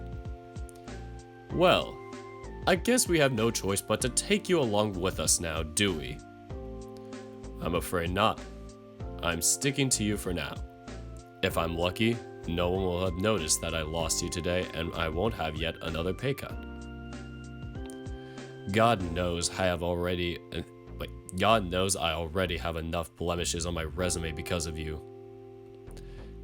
Sorry. They both smile. Is that so? Is that so? You don't look all sorry. What can I say? I'm the kind of guy that internalizes grief. Sure you are. Keikun has weird friends. So, what now? Well, I should probably bring Keisuke back home at this time. What? Why? It's my job. But we're still hanging out. Yes, Alex, you can't just drag me anywhere. Wait, yes, Alex, you can't just drag me away whenever you want to. The Wolfman nods. Man, this guy doesn't really show much emotion at all, does he? But I have to admit, I'm kinda at a loss as to what we could do now. Jump scares. Are you guys still talking about horror movies? You guys do your own thing, but meanwhile, I'll just take a quick, I'll take a quick screenshot of this because I think the background here is better. It suits Alex better. Gotta get my boy here, Alex, some good lighting. And there we go. Maybe I should just go home. Oh, come on. We could still do something else together. Like what? I can't really think of anything. Plus, I'm feeling pretty tired already. Well, you visited Kiyoshi. That man sure takes a lot out of you. No kidding. No kidding. Either way, I think I'll be heading home now. Oh, I get the feeling that we didn't manage to do much today. Keisuke scratches his cheek. Sorry. Maybe I'll invite you to go out again someday if you want. Sure. Just talk to me whenever you want to hang out. Sure. And thanks for accompanying me today. I was fully expecting today to suck, but I actually had fun. And it's mostly thanks to you. Amen to that, Callier.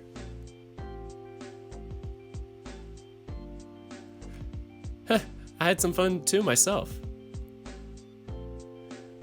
Oh, and it was a pleasure to meet you, Alex. I agree. It's good to know that Keisuke has friends his own age. I apologize for the incident with his tracking chip. Despite his words, his face remains maddeningly blank. Why is that such a tongue twister word? Despite his words, his face remains maddeningly blank. I would watch what I think is good. Oh, you're talking about something else. I thought you were talking about the bar thing. I was like, with Alex. I get the feeling that I'd go crazy if I tried to get a read of this guy. Yeah, no more tracking chips in the future, okay? The Wolfman nods. Alright, I'll see you Monday, Nico-san. See ya. Keikun waves to me and I watch the two of them walk away and disappear in the crowd. Sci-fi movies. Honestly, in general, I'm not really a movie person. I'm more like Nico where if I go see a movie, it's either because other people are bringing me to it, or I just want to do one out of the blue, or it's recommended. Like, I kind of just go with whatever just sounds good, whatever's in theaters. Like, I'll occasionally go to, like, you know, maybe more indie theater that I have in the area, see a movie there. I don't really have a pattern to what types of movies I like, but I'm open to a good movie. Just, yeah, anything really. But yeah, sci-fi, not specifically. Alright, so Keikun waves to me, and I watch the two of them walk away and disappear in the crowd. It takes a lot longer for me to lose sight of Alexander due to how tall he is, though. Guess I'll visit some shops before heading home. And that is the end.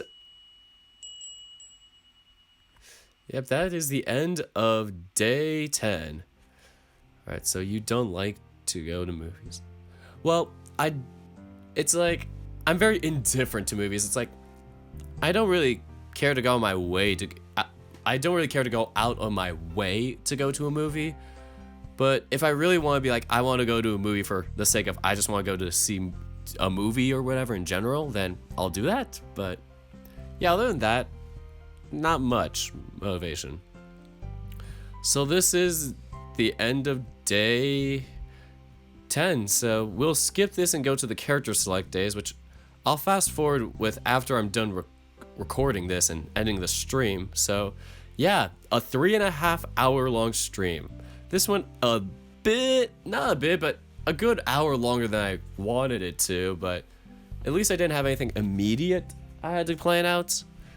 So, sorry for all the glitches, the phone mic coming loose, and just, you know, all these, like, you know, little things.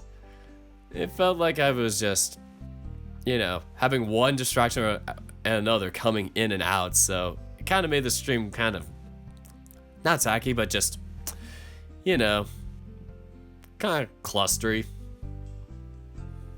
But yeah, that is all I have for this stream.